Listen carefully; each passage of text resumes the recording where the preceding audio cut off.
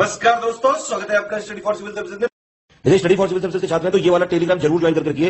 YouTube channel में हमारे साथ है तो भी ये वाला टेलीग्राम ज्वाइन करना बहुत ज्यादा जरूरी है। सारे नोटिफिकेशन, सारे अपडेट, सारे मोस्ट इंपोर्टेंट पिक्स, सारा रिवीजन सब कुछ यहाँ पे बताया जाता है। टेस्ट को ध्यान से अटेम्प्ट करिए और बताइए कितना स्कोर आपने किया है, कितने सही किए हैं टोटल क्वेश्चन में से। सभी लोग अपना अपना स्कोर जरूर कमेंट करिए।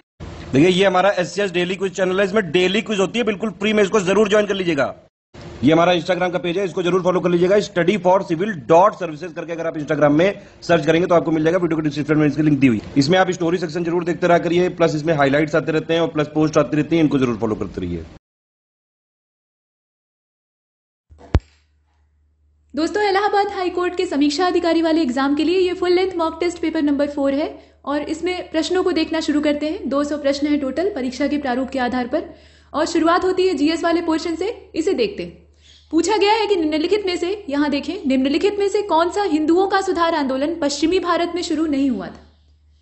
मतलब ये जितने भी सुधार आंदोलन आप देख रहे हैं इनका क्षेत्र आपको पता होना चाहिए। तो अब इसमें आप देखें दिया हुआ है students literary and scientific societies, ये वाला, या फिर परमहंस मंडली जो थी इसकी स्थापना पश्चिम भारत में नहीं हुई थी, या आप देखें सत्यशोधक समाज का नाम दिया हुआ है और वोक्कालिगार संघ जो है उसका भी नाम दे रखा है। इसमें से आप बताइए। तो देखिए पश्चिमी भारत में अगर देखा जाए तो स्टूडेंट लिटरेरी जो सोसाइटी है वो तो है ही है, उसके अलावा परमहंस मंडली, Satyashodhak Samaj, servants of India society, ये सब आते हैं। लेकिन वोक्कालिगार संघ, इसके नाम से भी आप थोड़ा गेस कर सकते हैं, ये दक्षिण भारत से जुड़ा हुआ है। इसका संबंध कहाँ से है? दक्षिण भारत से है, तो इसे हमने देखा। इसके बाद सेकेंड क्वेश्चन को देखते हैं। इसमें आपसे कहा जा रहा है कि कालानुक्रम व्यवस्थित करिए। तो इंडियन लीग दे रखा है, ब्रिटिश इंडियन एसोसिएशन है, मद्रास महाजन सभा है, ऐसे करके दिया हुआ है। अब यहाँ आपको व्यवस्थित करना है कौन सा पहले स्टैब्लिश हुआ था, कौन सा बाद में। देखिए इसका करेक्ट आंसर सी हो जाएगा, ठीक है। मतलब तीसरा, पहला और यहाँ पे देखें दूसरा, पहला और तीसरा जो इसका क्रम है वो सही है सी वाले के हिसाब से। कुल मिलाकर इसकी डेट देख लेते हैं। तो 1875 में इंडियन लीग, मतलब 1875 की जो डेट है उसमें इंडियन लीग। उसके बाद ब्रिटिश इंडियन एसोसिएशन को अगर आप देखें तो उसकी जो डेट है वो 1851 की है और पहले का हो गया। साथ में मद्रास महाजन सभा दे रखा है तो 1884 का है। इस प्रकार से है, तो इसमें जो सही क्रम है वो सी वाला है, आप देख सकते हैं। इसके बाद तीसरे वाले को देखते हैं। यहाँ आपको क्रोनोलॉजी अरेंज करनी है जैसे कि पीछे किया था। तो इक्वल रिम्यूनरेशन एक्ट जो है वो दिया हुआ है, मतलब समान पारिश्रमिक अधिनियम, जो कि सबको एक समान पारिश्रमिक का प्रावधान करता था। इसके अलावा विशेष विवाह अधिनियम है, यानी स्पेशल मैरिज एक्ट है, और मैटर्निटी बेनिफिट एक्ट है। कहने का मतलब क्या, मातृत्व लाभ अधिनियम है। इसमें से आप देखकर बताएं कि क्रोनोलॉजिकल ऑर्डर कौन सा होगा, मतलब किस क्रम में ये आए थे। तो थर्ड वाला जो क्वेश्चन आप देख रहे हैं इसका करेक्ट आंसर बी हो जाएगा। मतलब समान पारिश्रमिक अधिनियम आता है 1976 में, 1976 की डेट इसकी रहती है।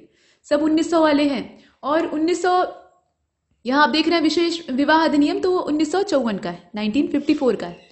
जबकि मातृत्व लाभ अधिनियम को देखिए तो ये 1961 का है। अब इसी क्रम में आपको रखना था, तो करेक्ट आंसर क्या होगा, बी वाला हो जाएगा। इसके बाद अगले वाले को देखते हैं, मतलब इसे उलट देंगे, अर्थात जो स्पेशल मैरिज एक्ट है वो सबसे पहले हो जाएगा। इसके बाद आगे चलते हैं। क्वेश्चन नंबर 4 को देखिए। इसमें कहा गया कि कालानुक्रम व्यवस्थित करिए। तो एज ऑफ कंसेंट एक्ट है, शारदा एक्ट है और डॉवरी प्रोहिबिशन एक्ट है, मतलब दहेज निरोधक जो अधिनियम आता है उसके बारे में कहा जा रहा है। इसमें से आप देखकर बताएं क्रम कौन सा होगा। तो सम्मति आयु अधिनियम, जिसे कि एज ऑफ कंसेंट एक्ट कहा जाता है, तो ये वाला 1891 का है, 1891 में आता है। एक बंगाली लड़की रहती है जिसके साथ उसका पति जो है वो बलपूर्वक बलात्कार करता है और उसके बाद उसका देहावसान हो जाता है, मतलब वो मर जाती है। तो इसी पर लंबी बहस होती है। उसके बाद ये एक्ट आता है। और शारदा अधिनियम जो है ये 1930 में आता है। हालांकि प्रक्रिया पहले से चल रही थी, लेकिन इसकी जो पारित होने की तारीख है वो दी हुई है 1930। दहेज निरोधक अधिनियम को अगर आप देखें तो ये 1961 का है, ठीक है। लेकिन 1986 में इसमें अमेंडमेंट होता है, तो अमेंडमेंट को नहीं ध्यान देना है, शुरुआत में कब आया था वो देखना है। तो करेक्ट आंसर इसका क्या होगा, सी वाला हो जाएगा। ये पहले से व्यवस्थित है। इसके बाद आगे चलते हैं। क्वेश्चन नंबर 5 को देखिए। इसमें पूछा जा रहा है कि who among the following had called the revolt of 1857 war of independence. मतलब इसमें से कौन से ऐसे महापुरुष थे जिन्होंने कि 1857 के रिवॉल्ट को वार ऑफ इंडिपेंडेंस कहा, यानी स्वतंत्रता का युद्ध कहा, या प्रथम स्वतंत्रता संग्राम भी कहा। आप बताइए इसमें से कौन हो सकता है। तो वो विनायक दामोदर सावरकर थे, उनके अलावा और कौन कहेगा ऐसा। इसके बाद आगे बढ़ते हैं, अगले वाले को देखते हैं। क्वेश्चन नंबर 6 में कहा गया कि अरेंज करिए ये जो क्रोनोलॉजिकल ऑर्डर है इसका। देखिए दिया क्या है यहाँ पे 47 म्यूटनी 47 जो नेटिव इन्फेंट्री यूनिट थी, मतलब ये सैन्य टुकड़ी की बात हो रही है, ध्यान दीजिएगा। जो 1857 का विद्रोह होता है उसके आसपास सेना में बहुत सारी बगावतें होती हैं, बाद में भी होती हैं, पहले भी होती हैं। तो उनकी डेट आपको पता होनी चाहिए। थोड़ा सा नए क्वेश्चन पूछने के चक्कर में वहां से प्रश्न बनते हैं। तो वही चीज़ है, mutiny of 47th native infantry, या फिर mutiny of 34th native infantry, या फिर जो 22वीं थी उसके बारे में दिया हुआ है। इसमें से आप देखिए कि क्रोनोलॉजिकल ऑर्डर कौन सा होगा। तो ये जो आप देख रहे हैं इसका करेक्ट आंसर ए हो जाएगा। ये जो 47वीं नेटिव इन्फेंट्री है इसका विद्रोह होता है, इसकी म्यूटनी होती है 1824 में, 1824। जो 34वीं आप देख रहे हैं उसकी होती है, मतलब वो विद्रोह होता है 1844 में, यानी उसके बाद। और 22वीं का विद्रोह कब होता है? वो 1849 में होता है। तो इसी क्रम में रखना था, तो ये पहले से ही व्यवस्थित है, इसमें कुछ नहीं करना था आपको। इसके बाद 7वें नंबर के क्वेश्चन को देखते हैं। Which of the following reason was not related to Bhil revolt, मतलब भील रिवॉल्ट जो था वो किस रीजन में नहीं फैला हुआ था। ये कई सारे क्षेत्रों में हुआ है, तो वो क्षेत्र आपको मालूम होने चाहिए। और भील रिवॉल्ट की जो डेट है वो दी हुई है, तो उससे ज्यादा महत्वपूर्ण यहाँ ये है कि क्षेत्र आप जानिए। तो क्वेश्चन नंबर 7 का राइट आंसर इसमें बी वाला हो जाएगा। देखिए जो खानदेश वाला एरिया था, मतलब पहले इसमें बी को मार्क कर लेते हैं, मालाबार रीजन जो केरल का है। खानदेश वाला एरिया, धार, मालवा, ये पूरा क्षेत्र, इसके अलावा पश्चिमी घाट लगभग पूरा इससे प्रभावित था। दक्षिणी राजस्थान में भी ये काफी ज्यादा सक्रिय था। तो जहां जहां भील ट्राइब थी वहां वहां ये विद्रोह होता है। और ये 2 चरणों में चलता है, मतलब 1817-19 का जो बीच का सत्र है उसमें चलता है, और उसके बाद 1913 में एक बार फिर से सुलग जाता है। तो इस तरह की जो बगावतें होती थी वो बीच में दबा दी जाती थी, लेकिन एकदम से समाप्त नहीं होती थी, वो छिटपुट चलती रहती थी, समय पाकर उग्र हो जाती थी। तो वही चीज है, बी वाला ऑप्शन इसका सही है। ये बाहर है, मालाबार में नहीं हुआ था। इसके बाद क्वेश्चन नंबर 8 को देखिए। करेक्ट ऑप्शन आपको सेलेक्ट करना है। तो यहाँ सिंगफोन्स का विद्रोह है जो कि तीरथ सिंह के नेतृत्व में होता है। खासी रिवोल्ट है या खासी रिबिलियन है, उसे आप देखें कि ये निरंग फीदू के नेतृत्व में होता है। यहाँ जो लीडर है उनके नाम दिए हुए हैं। खोंड विद्रोह के नेता कौन थे? चक्र बिसोई थे। अब इसमें आप बताएं कि सही क्या है। तो 8th वाला जो क्वेश्चन आप देख रहे हैं इसमें एकमात्र जो खोंड विद्रोह वाला दिया है वही सही है। बाकी जितने हैं, जैसे सिंगफोन्स का निरंग फीदू के नेतृत्व में ये हुआ था, ये आपने कई बार पढ़ा होगा। और खासी विद्रोह के मेन लीडर कौन थे? तीरथ सिंह थे। तो इस प्रकार से हमें देखना था। कुल मिलाकर इसका सी वाला सही है। इसके बाद क्वेश्चन नंबर 9 को देखते हैं। कालानुक्रम आपको व्यवस्थित करना है। बैटल ऑफ तालेगांव दिया है, ट्रीटी ऑफ इलाहाबाद है, ट्रीटी ऑफ सलबाई है। आप बताइए पहले कौन सा और बाद में कौन सा। तो क्वेश्चन नंबर 9 का करेक्ट आंसर डी हो जाएगा, मतलब क्रम बिठाना था इसमें। तो डी वाला जो ऑप्शन है उसके हिसाब से एक बार इसे व्यवस्थित कर लेते हैं। असल में तालेगांव की लड़ाई होती है 1776 में। इलाहाबाद की संधि बक्सर के युद्ध के ठीक बाद होती है, और उसकी डेट क्या थी? 1765 थी। और सलबाई की संधि होती है 1782 में। तो ये पूरा क्रम है और डी वाला ऑप्शन परफेक्ट है। इसके बाद क्वेश्चन नंबर 10 को देखते हैं।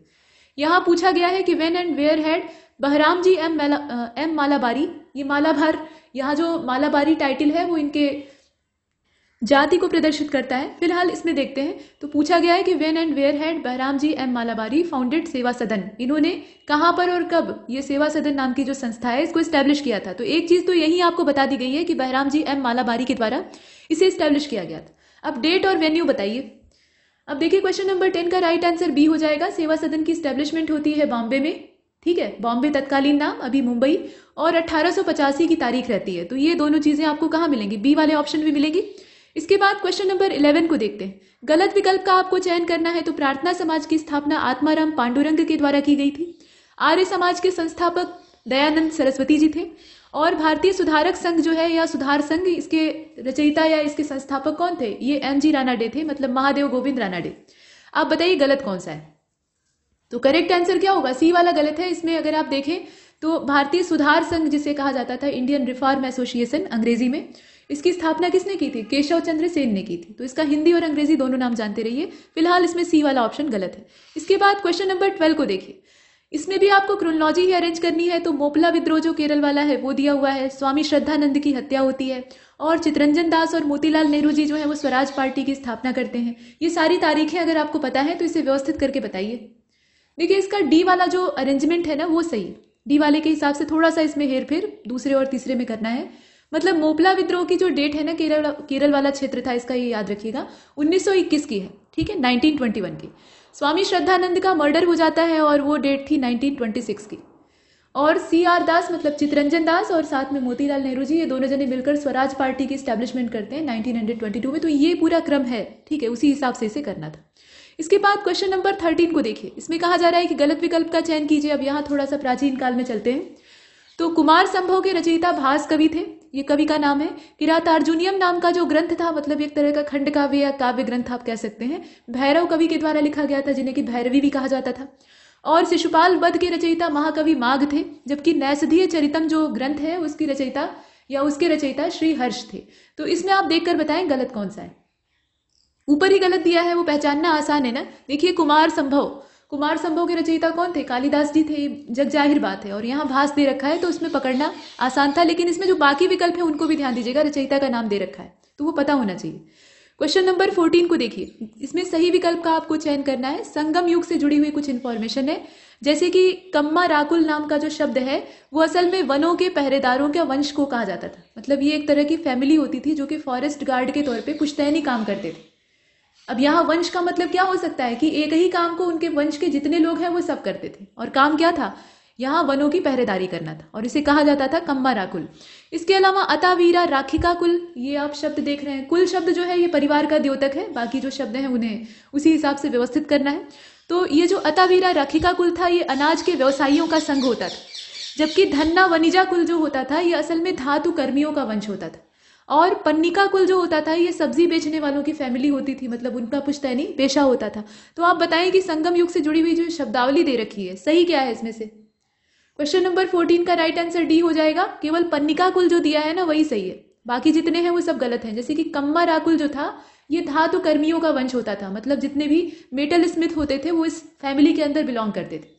और अतावीरा वाला जो आप देख रहे हैं वो फॉरेस्ट गार्ड होते थे, ठीक है, ये फॉरेस्ट गार्ड होते थे। जबकि इसमें आप देखें धन्ना वनिजा कुल जो होता था ये फैमिली ऑफ ग्रेन मर्चेंट होता था, मतलब ये अनाज का या जो थोक गल्ला होता है उसका व्यवसाय करते थे। तो डी वाला ऑप्शन सही है, बाकी सब गलत है। इसके बाद क्वेश्चन नंबर 15 को देखिए, पांड्य राज्य जो था इसकी क्षेत्र के तौर पे यहाँ देखें थेन मदुरै दिया हुआ है, इसमें से सही की तलाश करनी है। तो इसका मतलब यह है कि कुछ ना कुछ गलत हो सकता है। और देखिए चोल राज्य जो है इसकी राजधानी क्षेत्र या स्थान के तौर पे वंजी दिया है, चेर राज्य का करुवुरु दिया है, इसमें से कोई नहीं का भी विकल्प है। अब इसमें से कोई नहीं को अगर आप चुनेंगे तो सब गलत हो जाएगा। फिलहाल 15वें का करेक्ट आंसर सी होना चाहिए, क्योंकि पांड्य राज्य यहाँ सही की तलाश करनी है ना। तो एकमात्र जो चेर किंगडम का यहाँ पे करुवुरु दिया है वो सही है। पांड्य राज्य का संबंध किससे है? मदुरै से है। चोल राज्य का उरैयूर से है। चेर राज्य का अगर देखें तो वंजी या करुवुरु से मिला सकते हैं। इसके बाद आगे बढ़ते हैं, क्वेश्चन नंबर 16 को देखिए।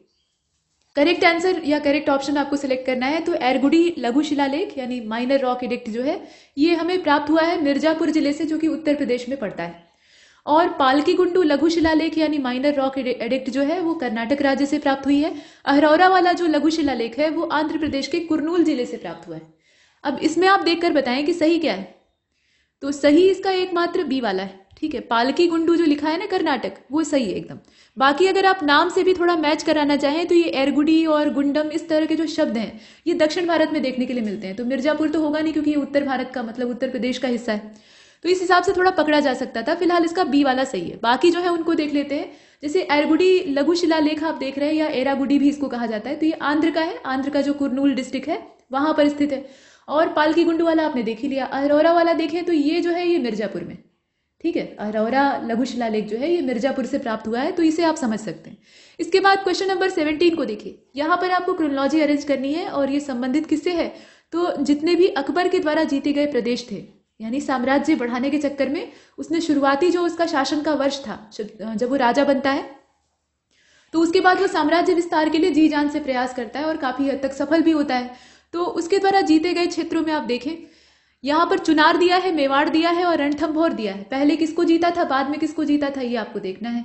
अब इसका करेक्ट आंसर डी हो जाएगा। मतलब क्रम के हिसाब से अगर देखा जाए तो डी वाला, यानी पहले से व्यवस्थित है। चुनार का जो अधिग्रहण है वो कब होता है? 1562 में होता है। उसके बाद मेवाड़ का होता है 1568 में। मेवाड़ आसानी से झुकने वाला नहीं था और चुनार भी इतनी आसानी से टूटने वाला नहीं था। इसके बाद रणथंभौर को आप देख रहे हैं तो इसका होता है 1569 में। ये पूरा क्रम है। इसके बाद चलते हैं आगे। डी वाले ऑप्शन को हमने चुना। क्वेश्चन नंबर 18 को देखते हैं। यहाँ पर भी आपको क्रोनोलॉजी ही अरेंज करनी है। क्रोनोलॉजी वाले जो क्वेश्चन है ये बहुत तेज पूछे जाते हैं। तो बिलग्राम का युद्ध होता है, यानी बैटल ऑफ बिलग्राम है। इसके अलावा चौसा का युद्ध है और सेमल का युद्ध है। बताइए कि इनका क्रम क्या होगा। तो अब इसमें अगर आप देखें तो चौसा का युद्ध जो है वो 1539 का है, ठीक है, 1539 का है। शेरशाह सूरी और हुमायूं के बीच में होता है। कन्नौज या बिलग्राम का युद्ध ये काफी ज्यादा निर्णायक होता है, क्योंकि एक बार मुगलों का यहाँ से पूरा पत्ता साफ हो जाता है और शेरशाह सूरी इसी युद्ध के बाद फाइनली शहंशाह बन जाता है। और जब तक वो जीवित रहता है तब तक हुमायूं को सरहद के अंदर झांकने की हिम्मत नहीं होती है। तो ये बात है। इसमें कन्नौज या बिलग्राम का जो युद्ध है ये 1540 में होता है और वहीं से शेरशाह सूरी की जो सूरवंशी सत्ता है वो स्थापित हो जाती है। इसके बाद सेमल का युद्ध अगर आप देखें तो वो 1544 का है। ये सब चीजें हैं और इसी हिसाब से अगर देखा जाए तो इसका करेक्ट आंसर ए वाला हो जाएगा, जिसमें कि ये व्यवस्था की गई। इसके बाद चलते हैं 19वें प्रश्न की ओर, जिसमें कि कहा जा रहा है कि विषम विकल्प का चयन कीजिए। तो अरुणाचल प्रदेश से संबंध है, यहाँ पर एलिफेंट रिजर्व दिया हुआ है, ठीक है। जैसे टाइगर रिजर्व होता है वैसे ही हमारा जो विरासत पशु है हाथी, ठीक है, उसके लिए भी एलिफेंट रिजर्व बनाए गए। हालांकि ये प्रयास बहुत लेट हुआ और उससे पहले ही हाथियों की, जो एशियन एलिफेंट होते हैं, उनकी आधी आबादी साफ हो चुकी थी। तो ये भी कुछ समय में लुप्त प्राय या लुप्त ही हो जाएगा ऐसा माना जा रहा है। तो ऐसे में इसका संरक्षण आवश्यक है और संरक्षण का प्रयास थोड़ा देर सवेर होता है तो उसके परिणाम भी उतने ही लेट मिलते हैं। जैसे प्रोजेक्ट टाइगर को अगर आप देखें तो ये वन्यजीव संरक्षण अधिनियम के ठीक बाद ही लॉन्च हो जाता है और वहीं से फिर बाघों को प्रोटेक्ट करने का काम शुरू होता है। तो अभी हम उसका एकदम पॉजिटिव रिजल्ट देख रहे हैं। बाघों की जो संख्या है वो अपने देश में सर्वाधिक है। तो वैसे ही हाथियों के मामले में भी हमें देखने के लिए मिलेगा, शुरुआत लेट हुई है। अब इसमें आप देखें कि अरुणाचल प्रदेश का संबंध किससे है। मतलब अरुणाचल प्रदेश राज्य में धनसिरी लुंगडिंग हाथी रिजर्व है और सिक्किम में है चिरांग रिपू हाथी रिजर्व यानी एलिफेंट रिजर्व, और असम में सोनितपुर है, मिजोरम में दिहांग पटकई है। अब इसमें आप नाम से थोड़ा अंदाजा लगा सकते हैं, जैसे दिहांग पटकई ये मिजोरम में कहां से चला जाएगा। खैर, अब इसमें विषम का आपको चयन करना है। तो विषम इसका कौन सा है, सिर्फ जो सी वाला है ना वही है, और विषम का मतलब यहाँ पर आपको सही तलाशना था, जो थोड़ा अलग हो दूसरों से। तो इसमें अलग यही है क्योंकि ये सही दिया हुआ है, बाकी सब गलत है। जो असम का क्षेत्र है वहीं पर है धनसिरी लुंगडिंग। ये जो धनसिरी लुंगडिंग आप देख रहे हैं ना, ये असम का ही हाथी रिजर्व है। चिरांग रिपू भी असम का है और सोनितपुर तो आपने देखा ही, दिहिंग पटकई या दिहांग पटकई जो है वो भी असम का है। तो ये सब असम के हाथी रिजर्व। इसके बाद अगले वाले को देखते हैं। क्वेश्चन नंबर 20 पूछा गया है कि कौन सा प्रभाव प्रदूषक सल्फर डाइऑक्साइड से संबंधित नहीं है। तो कुछ जो है वो प्राइमरी पॉल्यूटेंट्स होते हैं और कुछ होते हैं सेकेंडरी। प्राइमरी पॉल्यूटेंट्स पहले जनरेट होते हैं क्योंकि ये बेसिक होते हैं और इन्हीं के आपस में कॉम्बिनेशन से दो से अधिक जो प्रदूषक हैं वो आपस में तालमेल बिठा लेते हैं, तो उससे सेकेंडरी पॉल्यूटेंट का जन्म होता है। तो ये पूरी प्रक्रिया है। फिलहाल इसमें आपको ये बताना है कि सल्फर डाइऑक्साइड से संबंधित कौन सा प्रभाव नहीं है। तो स्मॉग होता है इसकी वजह से और एसिड रेन में काफी ज्यादा योगदान मिलता है। गुर्दे की बीमारियां हो जाती हैं, खांसी हो जाती है, एलर्जी हो जाती है, या फिर आंख और गले में जलन होने लगती है। क्या होता है बताइए। तो सल्फर डाइऑक्साइड ये स्वास्थ्य के लिए अच्छी तो है नहीं। अब इसमें आप देख लीजिए। तो क्वेश्चन नंबर 20 का जो बी वाला ऑप्शन है ना, गुर्दे की बीमारी हालांकि दूरगामी परिणाम से हो सकता है, इनकार नहीं किया जा सकता है, लेकिन तत्कालीन प्रभाव अगर देखा जाए तो बाकी सब होते हैं। एसिड रेन भी इसकी वजह से होती है, लेकिन ये गुर्दे की बीमारी एकदम एग्जैक्टली इफेक्ट के तौर पे नहीं दिखाई देता है। इसके बाद क्वेश्चन नंबर 21 को देखते हैं। कौन सा प्रदूषक लेड का स्रोत नहीं है, यानी वहां से सीसा यानी जो पीबी होता है वो नहीं निकलता है। तो पेट्रोल डीजल से नहीं निकलता है, पेंट जो होते हैं उनसे नहीं निकलता है, या फिर हेयर डाई जो होती हैं उनसे नहीं प्राप्त होता है, या फिर थर्मल पावर प्लांट जो होते हैं यानी तापीय विद्युत संयंत्र वहां से नहीं निकलता है। तो इसका जो 21 आप देख रहे हैं करेक्ट आंसर क्या होगा, डी वाला हो जाएगा। थर्मल पावर प्लांट्स जो होते हैं उसमें लेड का प्रयोग या लेड का स्रोत जो है वो नहीं देखा जाता है, आमतौर पर नहीं होता है। वहां से हमें फ्लाई ऐश मिलती है जो कोयले की राख होती है, बहुत बारीक होती है, तो वो एक बड़ी समस्या है। हालांकि उसके मैनेजमेंट के उपाय खोज लिए गए हैं। तो वो सब चीजें। अब इसमें आप देखें कि जितनी भी रंगने वाली चीजें होती हैं, चाहे वो पेंट हो या बाल को रंगने के लिए डाई का इस्तेमाल होता है, उसमें लेड पाया जाता है। इसके बाद चलते हैं क्वेश्चन नंबर 22 की ओर। यहाँ पर कुछ नदियों के नाम दिए हैं और साथ में उसके ऊपर कौन सी जल विद्युत परियोजना बनी हुई है वो दे रखा है। तो कृष्णा नदी पर Shri slam hydro electric power plant बना है, ठीक है। झेलम नदी पर सरदार सरोवर बन गया है और नर्मदा पर बना है भाखड़ा नांगल। आजकल नक्शे में बड़ा हेर फेर हो रहा है। और सतलज पर बना हुआ है Uri hydro electric power plant. अब इसमें से आप बताइए कि सही क्या है। तो सही इसका ऊपर वाला ही है, जो कृष्णा रिवर वाला दिया है ना, Shri slam hydro electric power plant, तो वो वाला सही है। नीचे वाले को देखें, नर्मदा का सरदार सरोवर से संबंध है, अभी ये बहुत ज्यादा चर्चा में भी था। तो Sardar Sarovar hydro electric power plant जो है या डैम जो है, वो डैम बनाएंगे तभी तो वहां से जल विद्युत पैदा करेंगे, तो वो आपका नर्मदा नदी पर है। सतलज पर बना हुआ है भाखड़ा नांगल, आपने हजारों बार पढ़ा होगा, और झेलम पर उरी, ठीक है। तो इस क्रम में रहेगा, इसका ए वाला ही सही है। इसके बाद क्वेश्चन नंबर 23 को देखिए। इसमें करेक्ट ऑप्शन आपको सिलेक्ट करना है। तो मुख्य नदी दी है और उनकी सहयोगी नदियों के नाम दिए हैं। तो इसमें आप देखें कि चंबल रिवर है, ठीक है। और चंबल को सपोर्ट कौन करता है, शारदा नदी करती है। घाघरा की सहयोगी अरुण नदी है, सोन की सहयोगी गोपद है और कोसी की सहयोगी बनास है। अब इसमें बताइए कि सही क्या है। तो इसका जो राइट आंसर है वो सी हो जाएगा, ठीक है। सोन और गोपद वाला जो मैच है वो परफेक्ट है, बाकी जितने हैं वो गलत है। चंबल की सहयोगी बनास है, ठीक है। चंबल का सपोर्ट कौन करता है, बनास करती है। घाघरा की सहयोगी शारदा नदी है और कोसी मैया को कौन सपोर्ट करता है, अरुण रिवर करती है। तो ये आपने देखा। इसके बाद चलते हैं क्वेश्चन नंबर 24 की ओर। इसमें कहा जा रहा है कि सही विकल्प का चयन कीजिए। तो बुल्गारिया का यहाँ पे देखिए मैच कैसे किया है, लिप्सी से किया है। और उसके बाद बुरुंडी का गितेगा, इरिथ्रिया का सोफिया और जॉर्जिया का अस्मार। अब इसमें देखिए कि कौन सा सही है। तो 24 को अगर आप ध्यान से देखें तो मात्र बी वाला जो बुरुंडी वाला दिया है, गितेगा वाला, वही सही है इसमें। बाकी जितने हैं वो मैच ठीक से नहीं किए गए। जैसे बुल्गारिया का सोफिया से मिला लीजिए, इसके अलावा इरिथ्रिया का आप अस्मार से मिला लीजिए, जॉर्जिया का लिप्सी से मिला लीजिए, इस प्रकार से होगा।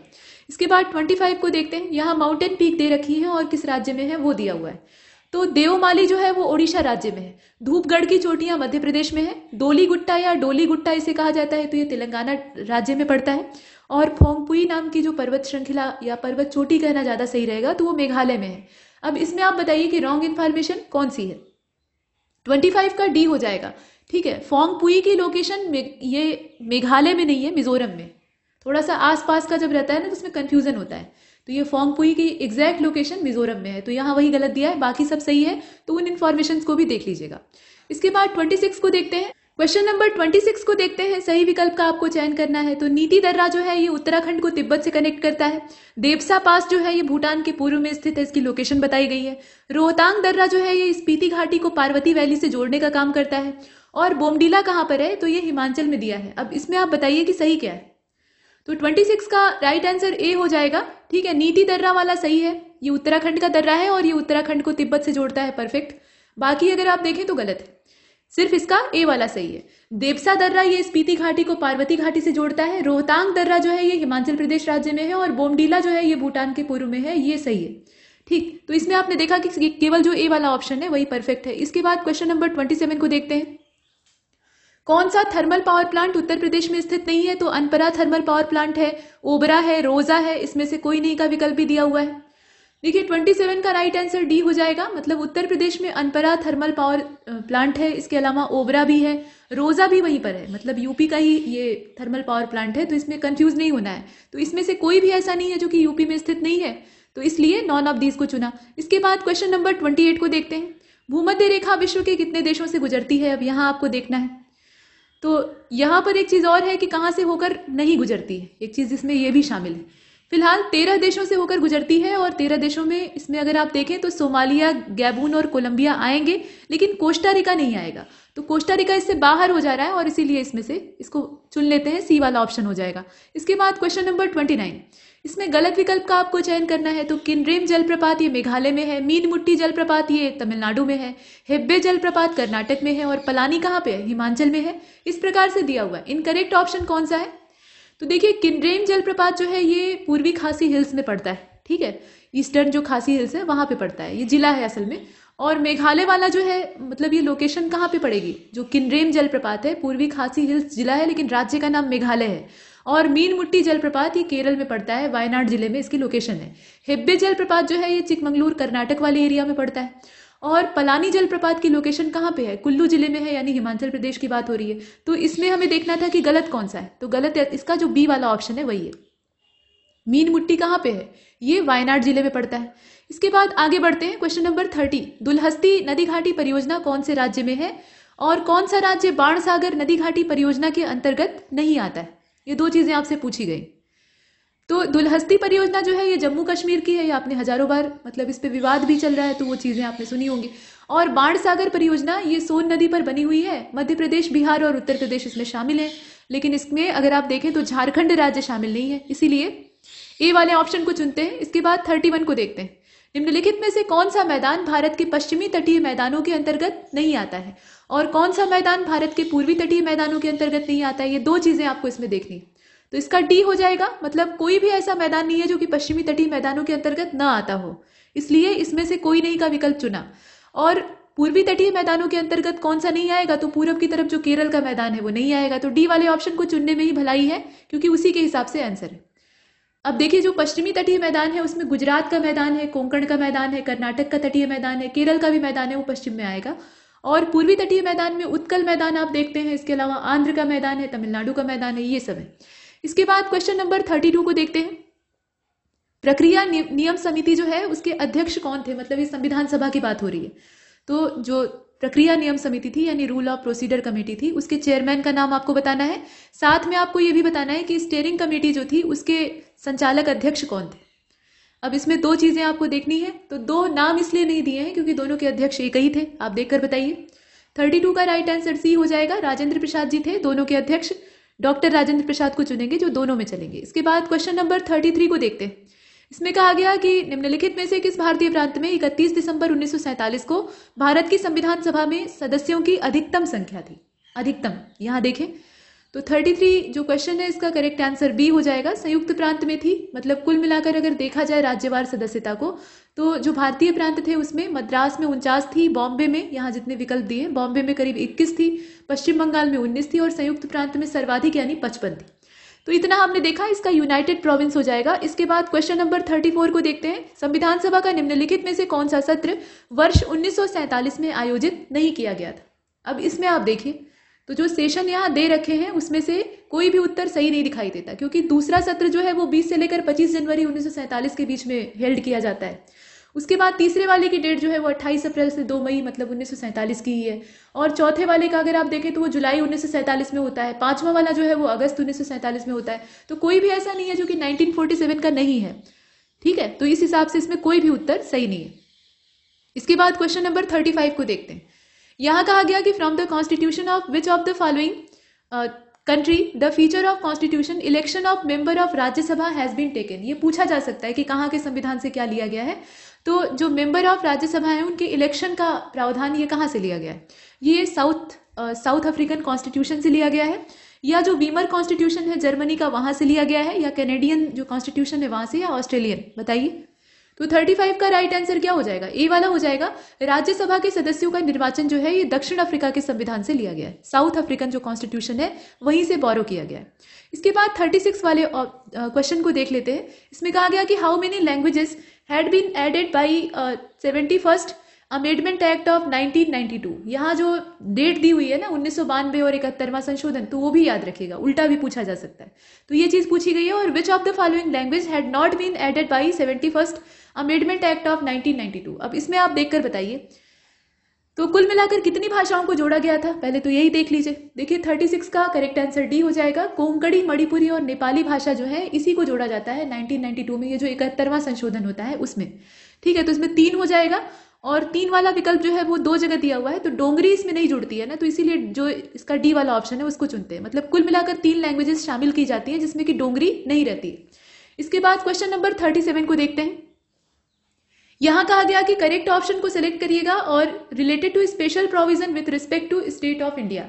अब इसमें आप देखें कि आर्टिकल नंबर 371 बी है जो कि मिजोरम राज्य से संबंधित है। 371 एफ है वो सिक्किम से जुड़ा हुआ है। 371 जी जो है वो असम से, और नॉन ऑफ दीज का भी ऑप्शन मौजूद है। तो 37 का करेक्ट आंसर क्या होगा, बी वाला हो जाएगा। सही विकल्प का आपको चयन करना है। इसमें से बी वाले ऑप्शन को बाहर कर लेते हैं। देखिए 371 बी जो है वो असम राज्य से जुड़ा है और 371 जी जो है वो मिजोरम से जुड़ा है, न कि असम से। तो ये आपने देखा। इसके बाद क्वेश्चन नंबर 38, इसमें कहा जा रहा है कि सही विकल्प का चयन कीजिए। तो आर्टिकल दे रखे हैं, मतलब जैसे आर्टिकल है 18, तो ये 18 नंबर का जो आर्टिकल है इसमें अस्पृश्यता के उन्मूलन की बात कही गई है, यानी एबोलिशन ऑफ अनटचेबिलिटी की बात कही गई है। और आर्टिकल नंबर 17 में एबोलिशन ऑफ टाइटल है। इसके अलावा 29 जो है इसमें protection of interest of minorities, मतलब अल्पसंख्यकों के हितों का संरक्षण, ये इसमें प्रोविजन दिखाई देता है। तो बताइए सही क्या है। सी वाला जो है वो सही है। आर्टिकल नंबर 29 वाला जो इसमें अल्पसंख्यकों के हितों का संरक्षण दिया है वो परफेक्ट है। जो आर्टिकल नंबर 17 है समानता का अधिकार, आप पढ़ते हैं ना, तो उसमें अस्पृश्यता के उन्मूलन की बात है। और जो आर्टिकल नंबर 18 है समानता के अधिकार वाले सेगमेंट में सबसे अंतिम वाला, तो उसमें उपाधियों के उन्मूलन की बात कही गई है। तो ये सब है, इसमें करेक्ट आंसर सिर्फ सी वाला होगा जो कि सही दिया है। इसके बाद 39 को देखते हैं। Select the correct option among the following. तो इसमें आर्टिकल नंबर 61 में क्या है, procedure for impeachment of president. ठीक है, procedure for impeachment of president. इसके बाद आर्टिकल नंबर 64 में क्या दिखाई दे रहा है, तो इलेक्शन ऑफ वाइस प्रेसिडेंट है। ये प्रोविजन वहां दिखाई देता है, मतलब आपको देखना है कि कौन सा सही दिया है। इसके अलावा आर्टिकल नंबर 75 में अटॉर्नी जनरल ऑफ इंडिया का जो पूरा प्रावधान है उसे हम देखते हैं। अब इसमें से सही कौन सा है, तो इसे अगर आप ध्यानपूर्वक देखें तो इसका करेक्ट आंसर ए हो जाएगा। केवल जो 61 वाला है, मतलब राष्ट्रपति पर महाभियोग चलाने की प्रक्रिया, वही इसमें सही मैच की हुई है। बाकी आर्टिकल नंबर 66 जो है उसमें उपराष्ट्रपति के निर्वाचन को हम देखते हैं, और जो 76 नंबर का आर्टिकल है उसमें भारत के महान्यायवादी के बारे में पढ़ते हैं। तो केवल एकमात्र इसका जो ऊपर वाला है ए वाला वही सही। इसके बाद क्वेश्चन नंबर 40 को देखिए, which of the following subject does not comes under the concurrent list, मतलब इसमें से कौन सा ऐसा विषय है या मुद्दा है जो कि कॉन्करेंट लिस्ट में नहीं आता है। अब इसमें आप देखें कि टैक्सेस ऑन मिनरल राइट्स यानी खनिज अधिकारों पर कर, या फिर फॉरेस्ट वाला मामला जो है वो नहीं आता है, protection of wild animal and birds ये वाला नहीं आता है, या नॉन ऑफ दीज भी दिया हुआ है। तो देखिए क्वेश्चन नंबर 40 का ऊपर वाला यानी ए वाला ऑप्शन इसमें से बाहर कर लेंगे। मिनरल राइट वाला जो मामला है ये राज्य सूची का विषय है, क्योंकि मिनरल्स का जो क्षेत्र है वो राज्यवार पड़ता है ना, मतलब राज्य के हिसाब से, तो यहाँ राज्य सरकार के अधीन इसका जो विषय है वो डाला गया। बाकी जितने हैं जैसे कि वन और वन्य जीव जंतुओं का संरक्षण है, पक्षियों का संरक्षण है, तो ये सब जो है ये कॉन्करेंट लिस्ट में शामिल है। तो इसका जो करेक्ट आंसर है वो इसमें से ए वाला हो जाएगा। इसके बाद अगले वाले को देखते हैं, क्वेश्चन नंबर 41। इसमें कहा गया कि करेक्ट ऑप्शन कौन सा है, मतलब यहाँ जो सेंटेंस दिए हुए हैं, तो 23वां संशोधन होता है 1969 में, 22वां जो है वो 1969 में होता है, जबकि 21वां जो है वो 1967 में होता है। सही कौन सा है, तो इसका सी वाला ऑप्शन जो है वही सही दिया है, बाकी जितने हैं वो गलत है। सिंधी भाषा को 8वीं अनुसूची में 15वीं भाषा का दर्जा दिया जाता है और यही था 21वां संशोधन। तो ये आपने देखा, सी वाला ऑप्शन इसमें परफेक्ट है। इसके बाद क्वेश्चन नंबर 42 को देखते हैं। करेक्ट ऑप्शन इसमें भी आपको देखना है। तो एयर कंडीशन की खोज किसने की थी, ये जेम्स यंग सिम्पसन के द्वारा की गई थी, ऐसा दिया हुआ है। और बिफोकल लेंस या बाईफोकल लेंस जो होता है इसको बेंजामिन फ्रैंकलिन ने खोजा था। क्लोरोफार्म के आविष्कारक ये कैरियर थे, मतलब इनका नाम था विलिस कैरियर। अब इसमें से आप बताइए कि सही कौन सा है, तो इसका जो करेक्ट आंसर है वो बी हो जाएगा। बाईफोकल लेंस वाला जो बेंजामिन फ्रैंकलिन वाला दिया है वो परफेक्ट है, बाकी एयर कंडीशनर की खोज करने वाले विलिस कैरियर थे, ये उल्टा दे दिया है। और सिम्पसन ने क्या खोजा था, क्लोरोफार्म। इसके बाद चलते हैं अगले वाले की ओर, यानी 43। कौन सा अयस्क मैग्नीशियम का नहीं है। मैग्नीशियम एक तत्व है और वो अपने मूल अवस्था में नहीं प्राप्त होता है पृथ्वी से, जब निकाला जाता है वो एक अयस्क के रूप में प्राप्त होता है, मतलब बहुत सारी इंप्योरिटीज उसके साथ मिली हुई होती है। तो कौन सा इसमें से उसका और नहीं है ये आपको देखना है। डोलोमाइट नहीं है, किसेराइट नहीं है, क्रायोलाइट नहीं है, या फिर कॉर्नेलाइट जो है वो नहीं। तो क्वेश्चन नंबर 43 का राइट आंसर सी हो जाएगा। मतलब मैग्नीशियम के जो अयस्क हैं उन्हें अगर देखा जाए तो उसमें डोलोमाइट, किसेराइट और कार्नेलाइट ये तीनों आते हैं। लेकिन क्रायोलाइट जो आप देख रहे हैं ये एल्यूमिनियम का अयस्क, ये मैग्नीशियम का अयस्क नहीं है, ठीक है। ऐसे एल्यूमिनियम के अयस्क के तौर पे हम बॉक्साइट को ही देखते हैं, लेकिन ये जो क्रायोलाइट है ये भी है। इसके अलावा देखते हैं क्वेश्चन नंबर 44 को। इसमें कहा गया कि सही की तलाश करिए। तो ड्यूराल्यूमिन जो है ये असल में एल्यूमिनियम और कॉपर का मिक्सचर होता है, और मैग्नीलियम में टिन और तांबा मिलाया जाता है, कांसे में एल्यूमिनियम और मैग्नीशियम मिलाया जाता है, सोल्डर में तांबा और टिन मिलाया जाता है। अब इसमें आप बताइए करेक्ट कौन सा है। तो देखिए क्वेश्चन नंबर 44 में पहले एक एक चीज को देख लेते हैं। ड्यूराल्यूमिन जो है इसमें एल्यूमिनियम तो होता है, उसके साथ कॉपर भी होता है, सही बात। इसके अलावा मैग्नीशियम जो है इसमें मैग्नीलियम जो है, माफ कीजिएगा, ये मैग्नीलियम है, ठीक। तो मैग्नीलियम धातु जो है वो एल्यूमिनियम और मैग्नीशियम के मिक्सचर से बनती है, इसके नाम से भी आप थोड़ा पता लगा सकते हैं। और कांसा जो होता है, मतलब ब्रॉन्ज की बात हो रही है, तो उसमें तांबा और टिन मिलाया जाता है। अब यहाँ क्या दिया है, यहाँ पर एल्यूमिनियम मैग्नीशियम दे दिया है, तो ये तो गलत है, ये वाला भी गलत है, उल्टा सीधा दिया है। लेकिन जरा डी वाले को देखिए, जो सोल्डर होता है उसमें टिन और तांबा ही मिलाया जाता है। तो ये जो डी वाला ऑप्शन है और ए वाला ऑप्शन है ये दोनों सही है, ठीक है। ए वाला भी सही है, डी वाला भी सही, बी और सी गलत है। इसके बाद चलते हैं अगले वाले को देखते हैं। 45 में कुछ एसिड्स के नाम दिए हैं और उनका जो मूल स्रोत है, प्राकृतिक स्रोत है, वो कहाँ से मिलेगा ये दिखाया गया है। तो ऑक्जेलिक एसिड पाया जाता है सिरके के अंदर, जो विनेगर होता है उसके अंदर पाया जाता है। एस्कार्बिक एसिड जो है वो पालक में पाया जाता है, आजकल सीजन चल रहा है पालक का। और एसिटिक एसिड जो है वो आंवले में पाया जाने लगा है आजकल।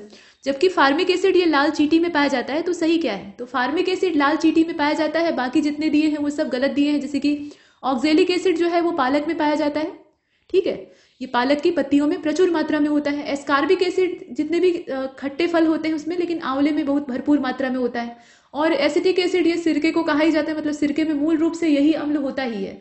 तो ये आपने देखा, इसमें बाकी सब मिसमैच है, सिर्फ जो डी वाला ऑप्शन है वो सही है। इसके बाद 46 को देखते हैं। इसमें कहा जा रहा है कि कौन सा स्रोत नाइट्रोजन के ऑक्साइड का नहीं है। तो फॉसिल फ्यूल को अगर आप जला देंगे तो वहां से नाइट्रोजन के ऑक्साइड जनरेट नहीं होंगे, या फिर पावर प्लांट के धुएं से नहीं निकलेंगे, या फिर लाइटनिंग यानी जो विद्युत के चमकने का पूरा प्रोसेस होता है, प्राकृतिक घटना है, तो उससे नाइट्रोजन के ऑक्साइड जनरेट नहीं होते हैं, या फिर फॉरेस्ट फायर से नहीं निकलते हैं। बताइए। देखिए 46 जो है ना, इसका करेक्ट आंसर बी हो जाएगा। पावर प्लांट से नाइट्रोजन के ऑक्साइड नहीं निकलते हैं, हाँ सल्फर के ऑक्साइड निकल सकते हैं वहां की प्रक्रिया के अनुसार, लेकिन बाकी जो है वो नाइट्रोजन के ऑक्साइड का स्रोत हो सकता है। तो पावर प्लांट को इससे बाहर कर दीजिए, जो कि नहीं है।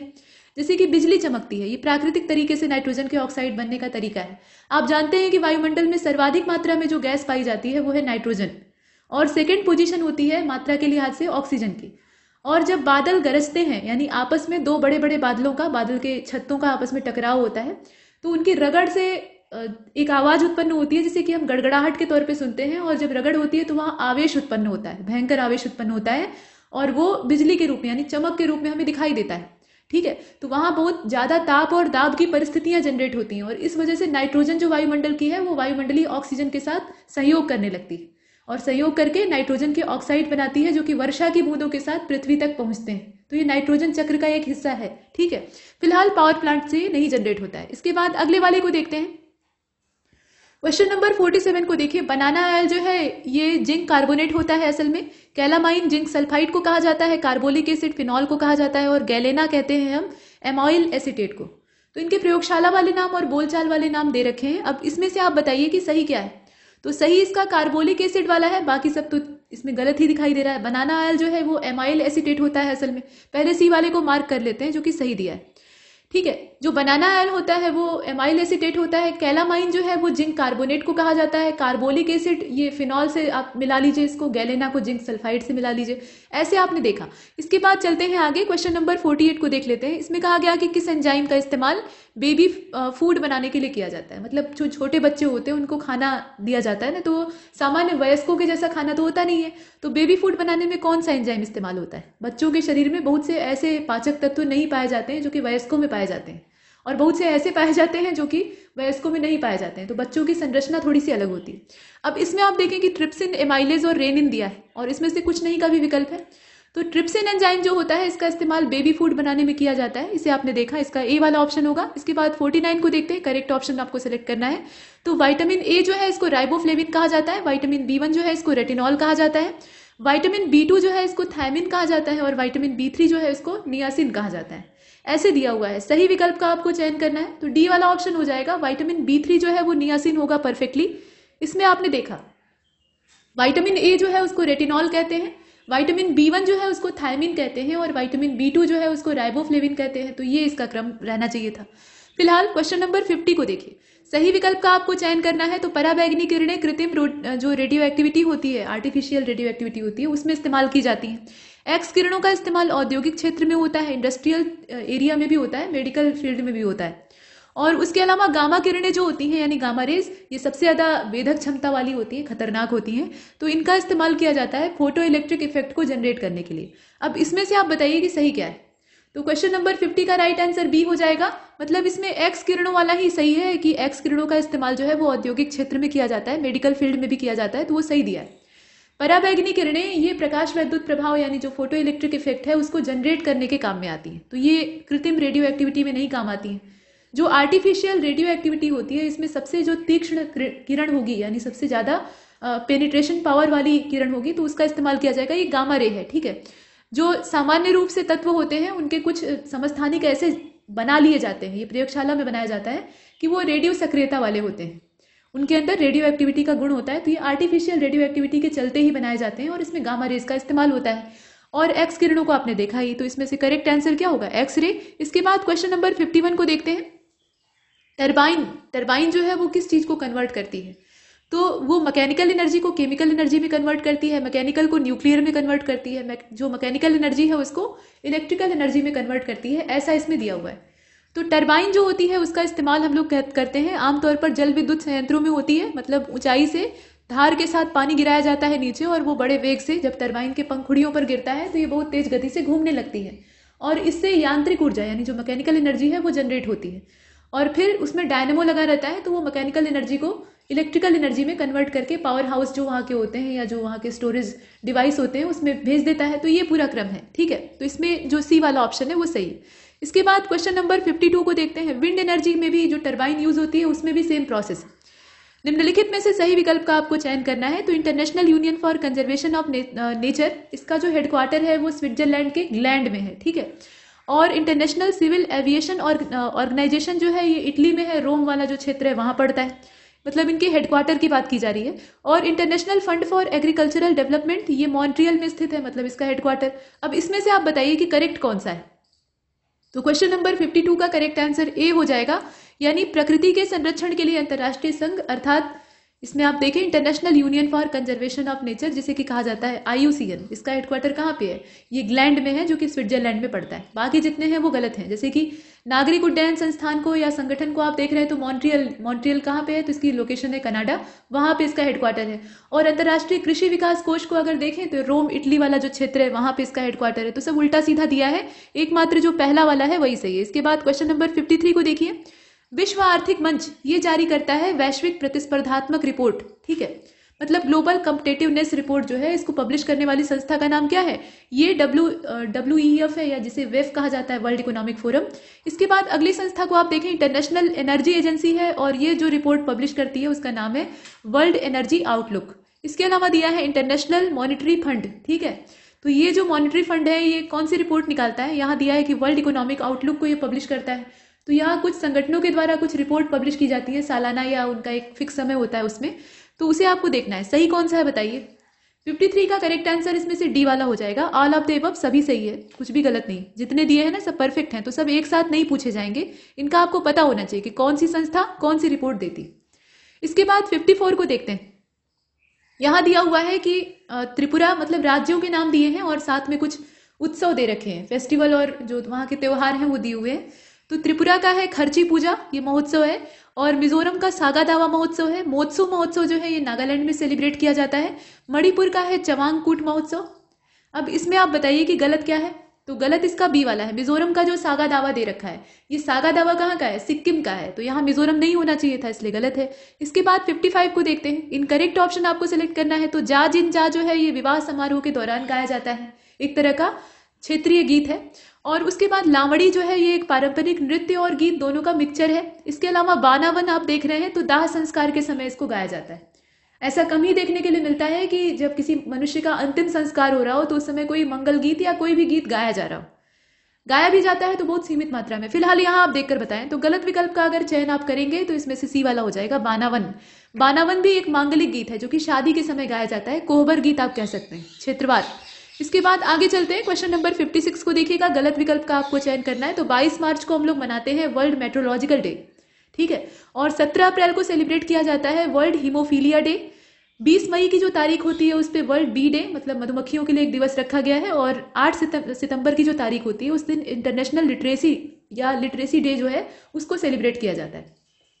ध्यान दीजिएगा कि यहाँ जितने भी दिवस दे रखे हैं वो राष्ट्रीय स्तर के नहीं है, अंतर्राष्ट्रीय हैं। अब इसमें से आप बताइए कि गलत कौन सा है। तो 56 का करेक्ट आंसर ए हो जाएगा, मतलब ऊपर वाला ही गलत है। ये जो 22 मार्च की तारीख में मेट्रोलॉजिकल डे दिया हुआ है, ये कब सेलिब्रेट किया जाता है? ठीक अगले दिन, यानी 23 मार्च की तारीख पे। इसके बाद अगले वाले प्रश्न में चले, यानी 57 को देखते हैं। तो इसमें पूछा गया है कि कौन सा राज्य भारत के शीर्ष 3 टसर रेशम उत्पादक राज्यों के अंतर्गत नहीं आता है, यानी टॉप 3 जो है वो पहले आपको मालूम होने चाहिए। फिलहाल इसमें राज्यों को देखें। देखिए इसका करेक्ट आंसर सी हो जाएगा, क्योंकि जो टॉप 3 टसर रेशम का प्रोडक्शन करने वाली स्टेट है भारत की, उसमें झारखंड पहले नंबर पर है, उसके बाद छत्तीसगढ़ है, फिर ओडिशा है, लेकिन इसमें दिया है कर्नाटक, तो कर्नाटक इससे बाहर हो जाएगा, वो टॉप 3 में नहीं आता है। इसके बाद क्वेश्चन नंबर 58 को देखते हैं। कौन सा राज्य भारत के शीर्ष 3 फूल उत्पादक राज्यों के अंतर्गत नहीं आता है? और क्षेत्रफल के हिसाब से आपको यहाँ देखना होगा कितने क्षेत्रफल में उसकी बुआई की जा रही है, इस हिसाब से। तो आप देख लीजिए 58 का करेक्ट आंसर बी हो जाएगा, वेस्ट बंगाल इससे बाहर हो जाएगा। जो टॉप 4 फ्लावर प्रोड्यूसिंग स्टेट हैं उन्हें अगर देखा जाए एरिया वाइज, यहाँ ध्यान दीजिएगा एरिया वाइज, तो उसमें केरल पहले नंबर पर है, उसके बाद तमिलनाडु है, फिर मध्य प्रदेश है, तब जाकर वेस्ट बंगाल है। और यहाँ सिर्फ 3 ही की बात की जा रही थी, तो 3 की बात करेंगे तो चौथा बाहर हो जाएगा। इसके बाद 59 को देखते हैं। कपास का जो प्रोडक्शन होता है उसमें भारत का विश्व में दूसरा स्थान है, और अंगूर के प्रोडक्शन में भारत जो है वो 7th पोजीशन पे है। ज्वार का जो प्रोडक्शन होता है, ये ज्वार है, वो जौ मत समझ लीजिएगा, वो बरली होता है। तो ये जो ज्वार है इसके प्रोडक्शन में भारत विश्व में 5वें नंबर पर ठहरता है। अब इसमें आप बताइए कि सही क्या है। तो 59 का करेक्ट आंसर डी हो जाएगा, सभी सही है, जितना है ना वो सब परफेक्ट है, और इसीलिए डी को चुनते हैं। तो ये सारे एक साथ कभी नहीं पूछे जाएंगे, ये सारी इन्फॉर्मेशन है जो कि आपको पता होनी चाहिए, अलग अलग पूछा जाता है। इसके बाद क्वेश्चन नंबर 60 को देखिए।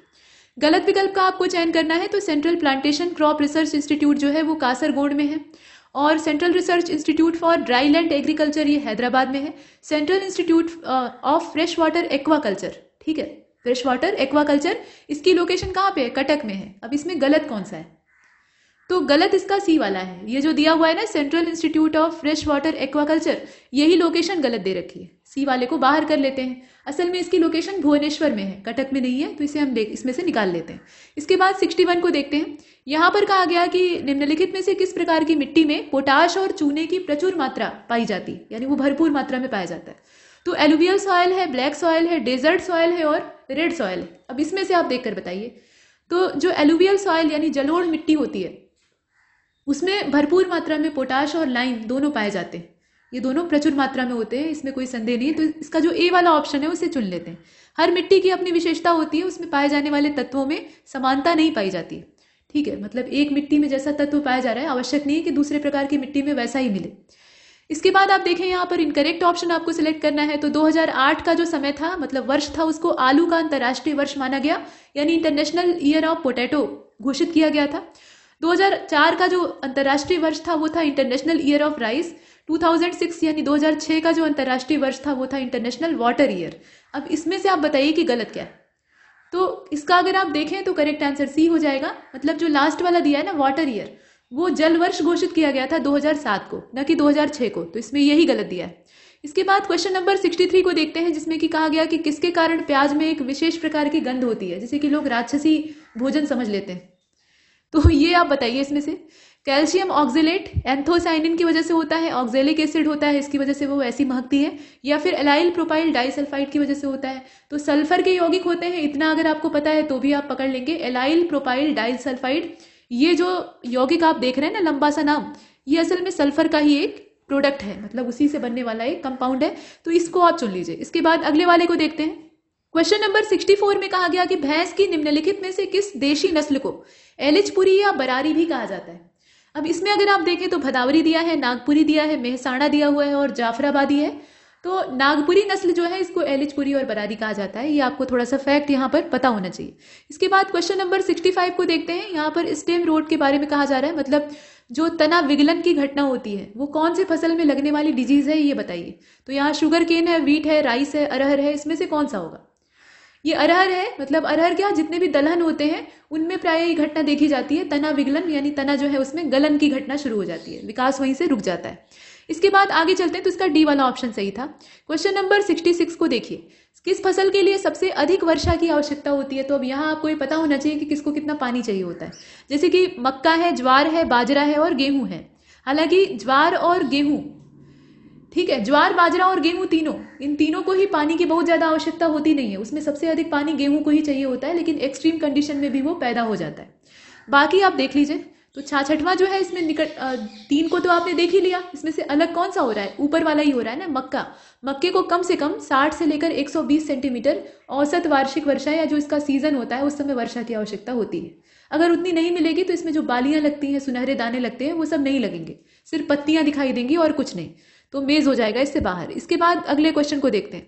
67 में एक तरफ कंट्री और दूसरी तरफ उनके जो ग्रासलैंड है, मतलब वहां किस नाम से उन्हें प्रोनाउंस किया जाता है, तो वो दिया हुआ है। अब यहाँ ऑस्ट्रेलिया में पुस्टाज कहा जाता है घास के मैदानों को, न्यूजीलैंड में डाउन्स बोलते हैं, और दक्षिण अफ्रीका में वेल्ड्स बोलते हैं, और हंगरी में कैंटरबरी बोलते हैं। सही क्या है इसमें से देखकर बताइए। तो देखिए इसका सी वाला हो जाएगा। मतलब ऑस्ट्रेलिया में डाउन्स कहते हैं, न्यूजीलैंड में क्या कहते हैं, कैंटरबरी कहते हैं, दक्षिण अफ्रीका में वेल्ड्स कहते ही हैं, हंगरी में पुस्टाज कहते हैं। तो इसमें सही एकमात्र जो साउथ अफ्रीका वाला है वही है। सी वाले ऑप्शन को चुनते हैं। इसके बाद चलते हैं 68वें प्रश्न की ओर, जिसमें कि कुछ विकल्प, मतलब कुछ स्टेटमेंट दिए हुए हैं। ये जनगणना नगरों के बारे में कुछ तथ्य हैं। अब इसमें से आपको गलत की तलाश करनी है, यानी सेंसस टाउन के बारे में थोड़ा सा यहाँ विचार कीजिएगा।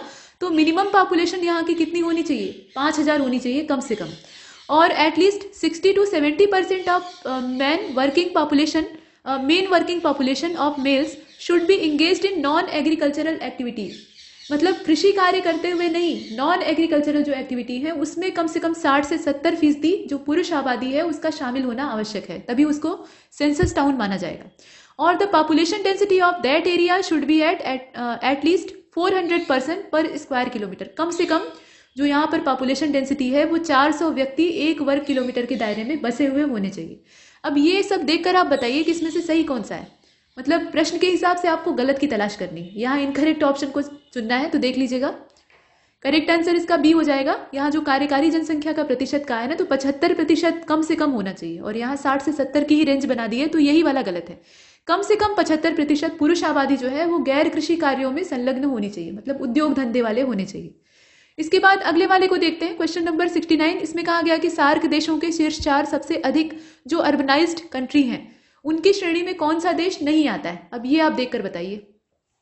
देखिए इसका करेक्ट आंसर डी हो जाएगा, मतलब भारत इससे बाहर है। यहाँ चूंकि टॉप 4 पूछ रहा है तो हमारा देश उससे बाहर हो जाएगा, बाकी सब जो है वो इसके अंदर है। सबसे अधिक भूटान में है 40.9%, मालदीव में उसके बाद 39.8%, पाकिस्तान में 36.7% और बांग्लादेश में 36.6%। और उसके बाद आते हैं हम लोग जहां पर है अर्बनाइजेशन का परसेंटेज 34% के आसपास। तो ये हमने देखा। क्वेश्चन नंबर 70 को देखिए, यहाँ 2011 का जो बूढ़ा वाला सेंसस है वही चल रहा है और उसके हिसाब से आपको बताना है कि किस राज्य में नगरीय जनसंख्या का प्रतिशत सबसे कम है। सबसे कम जहां पर हो वो सेलेक्ट करना है। तो अब इसमें देखें कि ऊपर ही दिया है हिमाचल प्रदेश।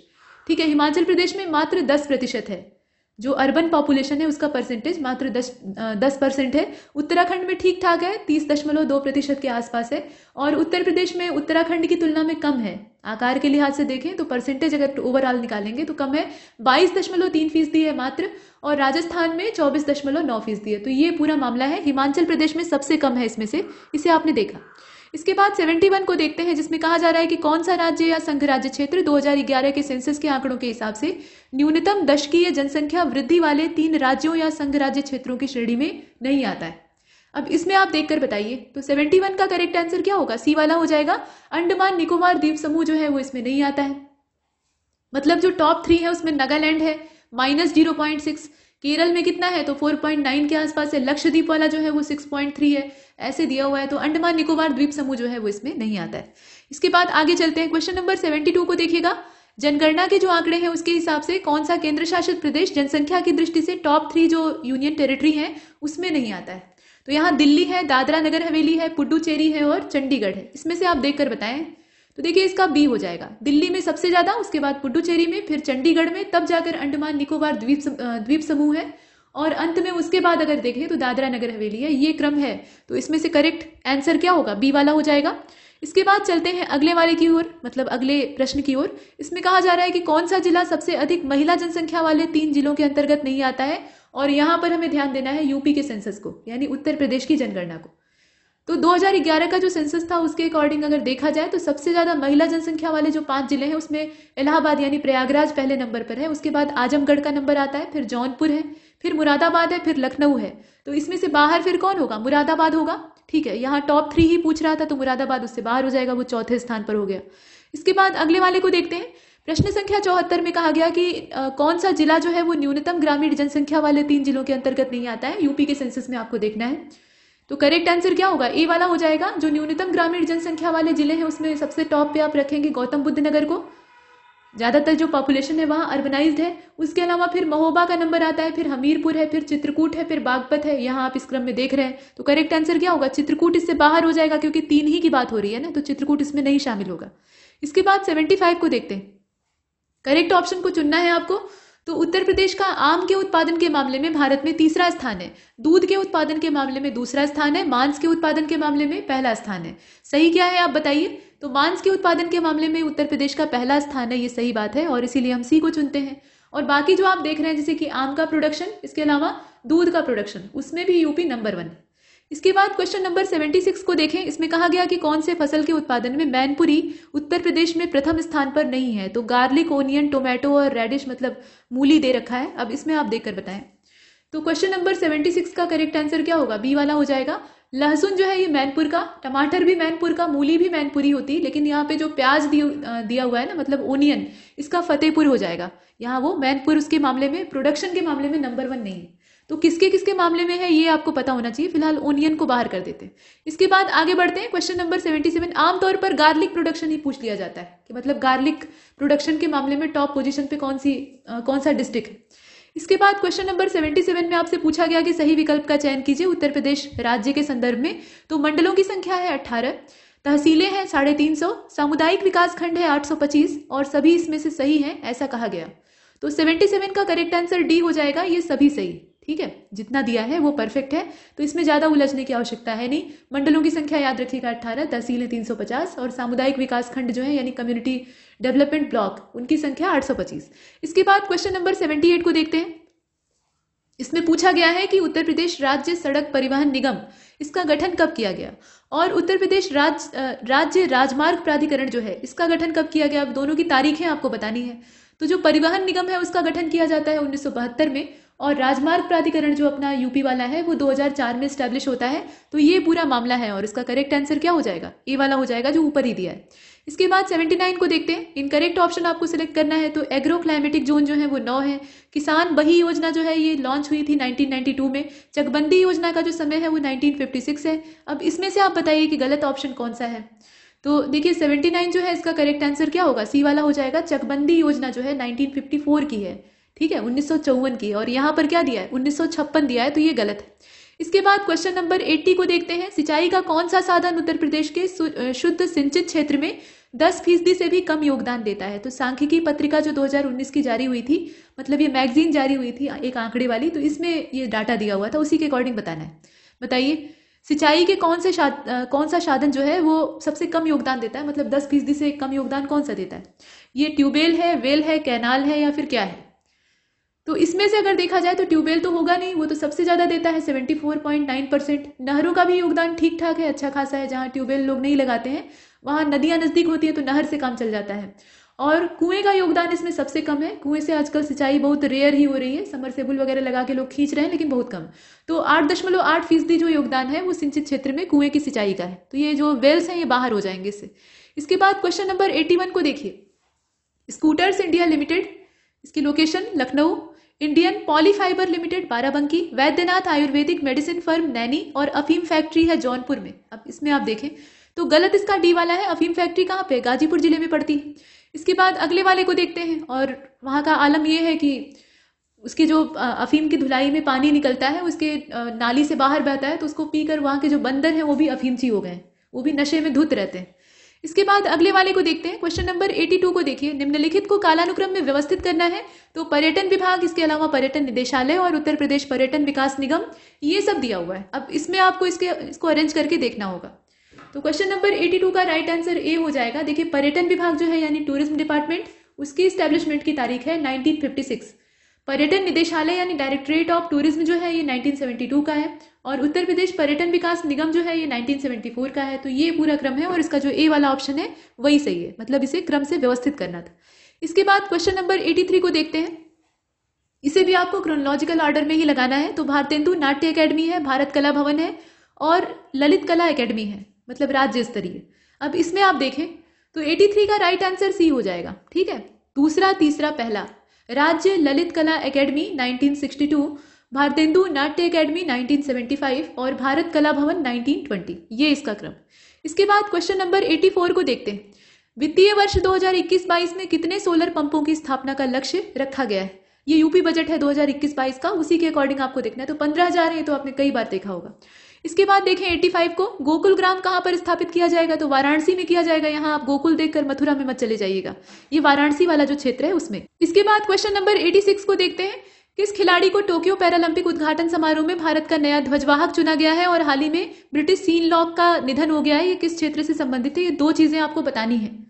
तो क्वेश्चन नंबर 86 का इसमें से करेक्ट आंसर बी हो जाएगा। बी के हिसाब से आप देखें, ये टेक चंद जी थे, और कॉमेडी से ये जो सीन लॉक थे इनका संबंध था। ये दो चीजें इसमें हमने देखी। इसके बाद अगले वाले को देखते हैं।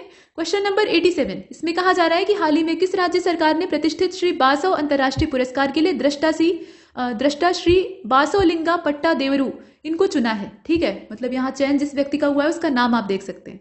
और कौन सा खिलाड़ी एनबीए खिताब जीतने वाली टीम का हिस्सा बनने वाले पहले भारतीय बन गए हैं। अब ये आप देखिए इसमें। तो देखिए 87 का करेक्ट आंसर, ये कर्नाटक की सरकार है, तो यहाँ कर्नाटक वाला ऑप्शन तो सही है।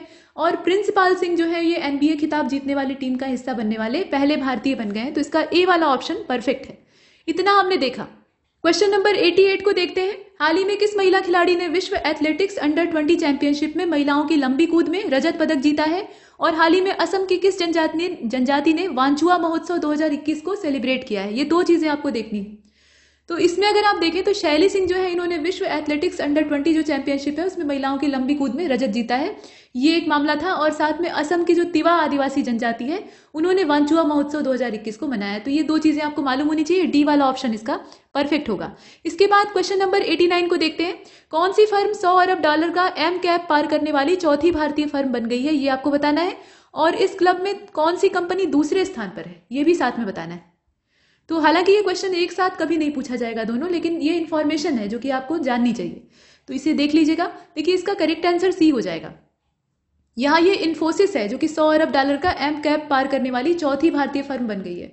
और रिलायंस इंडस्ट्रीज जो है, यहाँ अगर आप देखें इसका जो सी वाला ऑप्शन है उसे आपने चुना है, तो रिलायंस इंडस्ट्रीज जो है ये दूसरे स्थान पे है, इसे आपने देखा।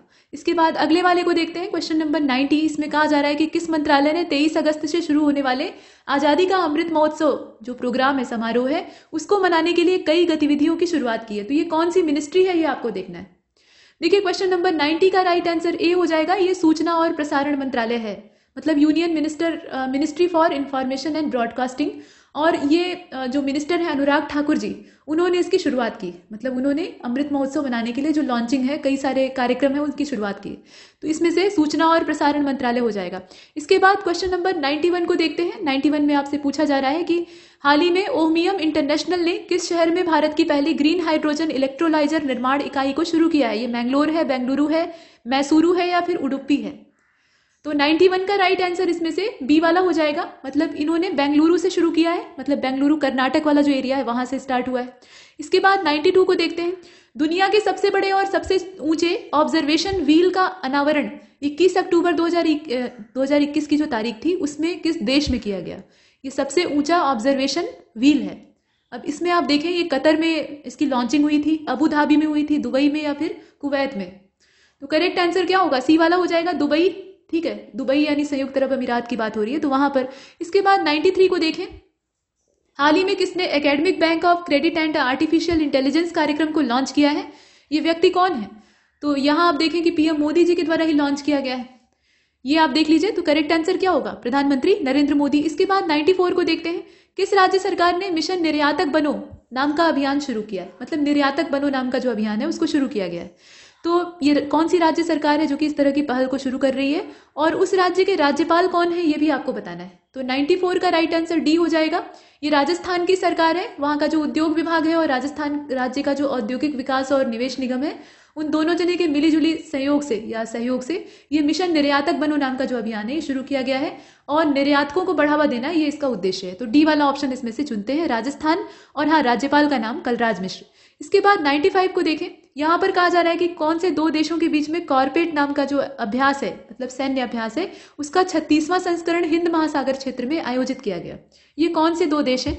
तो भारत तो इसमें एक पक्ष है ही है, दूसरा पक्ष आपको देखना है। तो करेक्ट आंसर ए हो जाएगा। इंडोनेशिया के साथ भारत का था 30 और 31 जुलाई को 2021 का जो समय था, उसमें हिंद महासागर क्षेत्र में ये सैन्य अभ्यास होता है। तो ए वाला ऑप्शन इसका परफेक्ट। इसके बाद 96 को देखें। रविशंकर प्रसाद जी ने अभी हाल फिलहाल में ITAT द्वार का ई फाइलिंग पोर्टल लॉन्च किया है, ठीक है। और हाल ही में किसने Indian federation of United nation association का अध्यक्ष पद जो है उसको ग्रहण किया है, मतलब उन्हें चुना गया है असल में। तो यहाँ जगह का नाम और व्यक्ति का नाम आपको बताना है, और 96 का करेक्ट आंसर डी हो जाएगा। मतलब यहाँ आप देख रहे हैं न्यू दिल्ली और साथ में शंभुनाथ श्रीवास्तव जी का नाम आता है। इसके बाद अगले वाले को देखते हैं 97 में आपसे पूछा गया कि which of the following day has recently not been celebrated on 13 June. तो ये कौन सा दिवस है, मतलब 30 जून को जो नहीं मनाया जाता है। तो इंटरनेशनल एस्ट्रॉयड डे है, या फिर इंटरनेशनल डे ऑफ पार्लियामेंट्रिज्म है, या फिर इंटरनेशनल चैरिटी डे है, या इसमें से क्या है। नॉन ऑफ दीज का भी ऑप्शन दिया हुआ है। देखिए 97 का डी हो जाएगा, माफ कीजिएगा 97 का सी हो जाएगा। यहाँ जो चैरिटी दिवस है ना, यहाँ आप देख रहे हैं इंटरनेशनल चैरिटी डे मनाया जाता है 5 सितंबर की तारीख पे। जब हम लोग अपना शिक्षक दिवस मनाते हैं भारत का, तो उस समय मनाया जाता है इंटरनेशनल चैरिटी डे। बाकी जितने हैं वो सही है, जैसे क्षुद्रग्रह वाला आप देख रहे हैं, और संसदीय दिवस, तो इनकी तारीखें 30 जून है, ये आपको मालूम होना चाहिए। इसके बाद 98 को देखते हैं। 2021 के लिए फुकुओका ग्रैंड पुरस्कार से सम्मानित किसको किया गया है, ये आपको बताना है। और किस लेखिका ने Kashmiri century portrait of a society in flux नाम की जो पुस्तक है उसको लिखा है, ये दो चीजें आपको देखनी। और 98 का ए वाला ऑप्शन सही होगा। पत्रकार पल्ला गुम्मी साईनाथ जो है, इनको 2021 के लिए फुकुओका ग्रैंड पुरस्कार से नवाजा गया है। और खेमलता वाखल जो है, या वाखलू इन्हें कहा जाता है, तो इन्होंने कश्मीरी सेंचुरी नाम की ये जो पुस्तक है इसको लिखा है। तो ए वाला ऑप्शन इसका सही है। इसके बाद क्वेश्चन नंबर 99 को देखते हैं। सरकारी स्कूलों में मूलभूत शिक्षा को बदलने के लिए साल्ट कार्यक्रम कौन से राज्य ने शुरू किया है। तो ये तो सिंपल है, आंध्र प्रदेश आपने पढ़ा होगा, ठीक है। ये साल्ट जो प्रोग्राम है इसका पूरा नाम क्या है, सपोर्टिंग आंध्र लर्निंग ट्रांसफॉर्मेशन, इसको शॉर्टकट में कहा जाता है साल्ट। तो ये प्रोग्राम आंध्र की गवर्नमेंट ने शुरू किया है और इसमें बड़ी बात यह है कि विश्व बैंक से थोड़ा कर्जा भी लिया गया है। इसके बाद 100 नंबर का जो लास्ट जीएस वाले पोर्शन का क्वेश्चन है उसको देखते हैं। इसमें कहा गया कि हाल ही में किन 2 देशों ने बाकू के संयुक्त सैन्य अभ्यास मुस्तफा केमल अतातुर्क, ये सैन्य अभ्यास का नाम है मुस्तफा केमल अतातुर्क, 2021 का एडिशन था। इसका शुभारंभ कौन से 2 देशों के द्वारा किया गया है? तो सैन्य अभ्यास, जब संयुक्त सैन्य अभ्यास होता है तो कम से कम 2 पक्ष तो होने ही चाहिए। अब यहाँ आप देखें कि इजराइल और अजरबैजान है, तुर्की और उज्बेकिस्तान है, इसके अलावा 2 विकल्प और है। तो करेक्ट आंसर क्या होगा? इसका डी हो जाएगा। तुर्की और अजरबैजान जो है इन्होंने बाकू वाला जो क्षेत्र है, बाकू इसमें से किसी एक की राजधानी है, किसकी राजधानी है जरा बताइएगा। तो बाकू में संयुक्त सैन्य अभ्यास अपना शुरू किया है। तो ये आप जो सैन्य अभ्यास है उसका नाम भी याद रखिएगा, पूछा जा सकता है। डी वाले ऑप्शन को हमने देखा। इसके बाद अब चलते हैं इंग्लिश सेक्शन की ओर, जिसमें कि पहले हमें पहले से लेकर चौथे क्वेश्चन तक ग्रामेटिकल एरर तलाशनी होती है।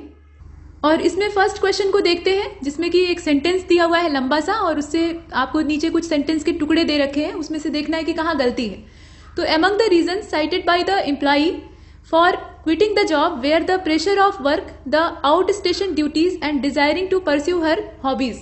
अब ये पूरा सेंटेंस है। अब इसमें आपको बताना है कि ग्रामेटिकल एरर है कहाँ पर। तो नीचे दिया हुआ है among the reason cited by the employee, ठीक है, इसमें कहीं गलती है। या फिर आप देखें were the pressure of work the out station duties, यहाँ पर कुछ त्रुटि है या कोई एरर है ही नहीं है, ऐसा भी दिया हुआ है। साथ में जो डी वाला ऑप्शन है उसमें कहा गया कि and desiring to pursue her hobbies. अब इसमें से आप देखकर बताएं गलती कहाँ पर है। तो गलती इसके डी वाले विकल्प में आप देख रहे हैं, and desiring to pursue her hobbies, ये वाला जो ऑप्शन है, मतलब ये वाला जो स्टेटमेंट का टुकड़ा है, यहीं पर एरर है। इसके बाद अगले क्वेश्चन को देखते हैं, सेकंड वाले को। इसमें कहा गया कि if she left now she would reach the station on time, ठीक है, she would reach the station on time. अब इसमें आप देखिए सेंटेंस में कहां पर गड़बड़ी है। तो शी वुड रीच में गलती है, या फिर द स्टेशन ऑन टाइम वाला जो सेंटेंस का पार्ट है उसमें कहीं मिस्टेक है, या फिर इफ शी लेफ्ट नाउ वाला जो पार्ट है उसमें कहीं गलती है, कहां पर है? सेकंड वाला जो है इसका डी हो जाएगा, कोई गलती इसमें नहीं है, ये सेंटेंस सही है, पहले से ही ग्रामेटिकली परफेक्ट है। तो डी वाले को चुनते हैं। इसके बाद थर्ड वाला, इसमें ये जरूरी नहीं है कि एरर दी है तो खोजने के लिए कहा गया है तो एरर वहां पर हो ही, ऐसा भी हो सकता है कि कोई गलती ना हो, सिर्फ पूछा ही जा रहा हो। इसके बाद थर्ड वाले को देखते हैं। यहां पर कहा गया कि the detective compared the forged signature to the original, मतलब जो जाली सिग्नेचर होते हैं उनकी तुलना, जो डिटेक्टिव होते हैं, गुप्तचरों का काम क्या होता है, जो डिटेक्टिव होते हैं उनका काम होता है छानबीन करना, किसी खुफिया जानकारी को पता करना। तो उसके लिए वो जाली सिग्नेचर जो है उसका मिलान किससे कर रहा है, जो ओरिजिनल सिग्नेचर है उससे कर रहा है, ऐसा कहा गया। तो फिलहाल ये जो सेंटेंस है जिसमें कि कहा गया है the detective compared the forged signature to the original, अब इसमें सेंटेंस में कौन सा पार्ट गड़बड़ है देख लीजिए। तो थर्ड वाला जो है ना, इसका करेक्ट आंसर ऊपर ही दिया है, टू द ओरिजिनल जो यहाँ लिखा है वहीं पर गड़बड़ है, ठीक है। सेंटेंस का यही जो लास्ट वाला पार्ट है टू द ओरिजिनल, यहीं पर मिस्टेक है। इसके बाद फोर्थ वाले को देखते हैं। The monsoon have in the past 5 days retreated from most part of the country. अब ये है सेंटेंस। अब इसमें सेंटेंस के कौन से हिस्से में गड़बड़ है, यहाँ आप देखें कि इन द पास्ट 5 days यहाँ पर गड़बड़ी है, या रिट्रीटेड फ्रॉम मोस्ट पार्ट्स यहाँ पर गड़बड़ है, या कहाँ पर दिक्कत है। तो फोर्थ वाला जो है इसका सी हो जाएगा, द मानसून हैव, यहाँ जो सहायक क्रिया इस्तेमाल हुई है उसमें गड़बड़ है। इसके बाद अगले वाले को देखते हैं। फिफ्थ वाले में कहा जा रहा है, यहाँ देखें, फिफ्थ से लेकर 9th नंबर का जो क्वेश्चन है वहां तक हमें क्या करना है, एक करेक्ट अल्टरनेटिव आपको तलाशना है, जो अंडरलाइन पार्ट है सेंटेंस का वहां पर सब्स्टिट्यूट करने के लिए। तो देख लीजिए इसमें क्या कहा गया है। सेंटेंस पहले देख लेते हैं। The only vacant seat in the bus was right in the corner, ठीक है। अब राइट इन द कॉर्नर जो यहाँ पे एक पार्ट है पूरे वाक्य का, उसके नीचे अंडरलाइन है, इसकी जगह पे हम क्या सब्स्टिट्यूशन कर सकते हैं? तो राइट ऑन द कॉर्नर लिख सकते हैं, राइट इनटू द कॉर्नर लिख सकते हैं, या right up to the corner लिख सकते हैं, या कोई इंप्रूवमेंट चाहिए नहीं। तो फिफ्थ वाला जो क्वेश्चन है इसका करेक्ट आंसर डी हो जाएगा, कोई इंप्रूवमेंट की आवश्यकता नहीं है, ये परफेक्ट है, पहले से ही कुछ नहीं करना। इसके बाद 6 वाले को देखते हैं। Using seeds for grow more plants is an exceptionally good way of gardening. अब इसमें आप देख लीजिए, जो सेंटेंस का पार्ट अंडरलाइन किया हुआ है वो है फॉर ग्रो मोर प्लांट्स, ठीक है, इसी के नीचे अंडरलाइन है।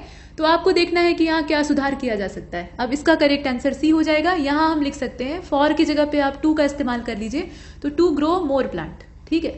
फॉर के स्थान पे अगर आप टू का यूज करेंगे तो परफेक्ट होगा। इसके बाद अगले वाले को देखते हैं। 7th नंबर के क्वेश्चन में शुरुआत में ही अंडरलाइन है। तो कहा जा रहा है कि unless Arjun takes a taxi he will not reach the airport in time, ठीक है, ये है सेंटेंस। अब इसमें अंडरलाइन कहां से कहां तक है, unless Arjun takes a taxi.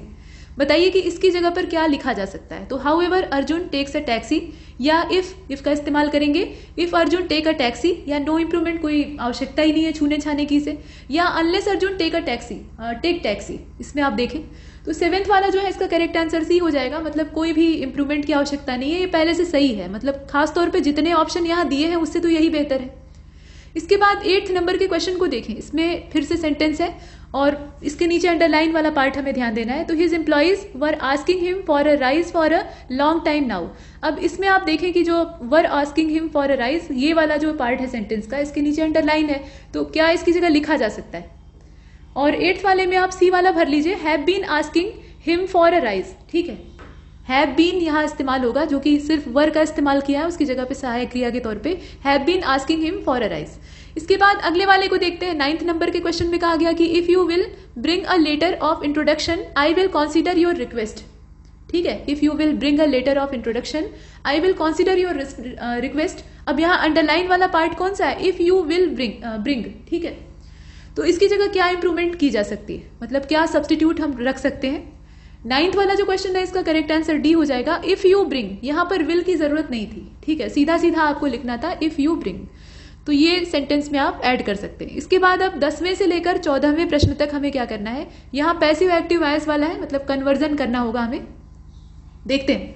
तो 10वां क्वेश्चन जो है इसमें कहा जा रहा है कि the municipal corporation change the main whole covers before the rainy season. और म्यूनिसिपल कॉर्पोरेशन का यही काम ही है, जब रेनी सीजन आता है तो वो सड़क खुदवाना और मेन होल के जो ढक्कन है उन्हें चेंज करना स्टार्ट करता है, पहले से ये सब नहीं करता।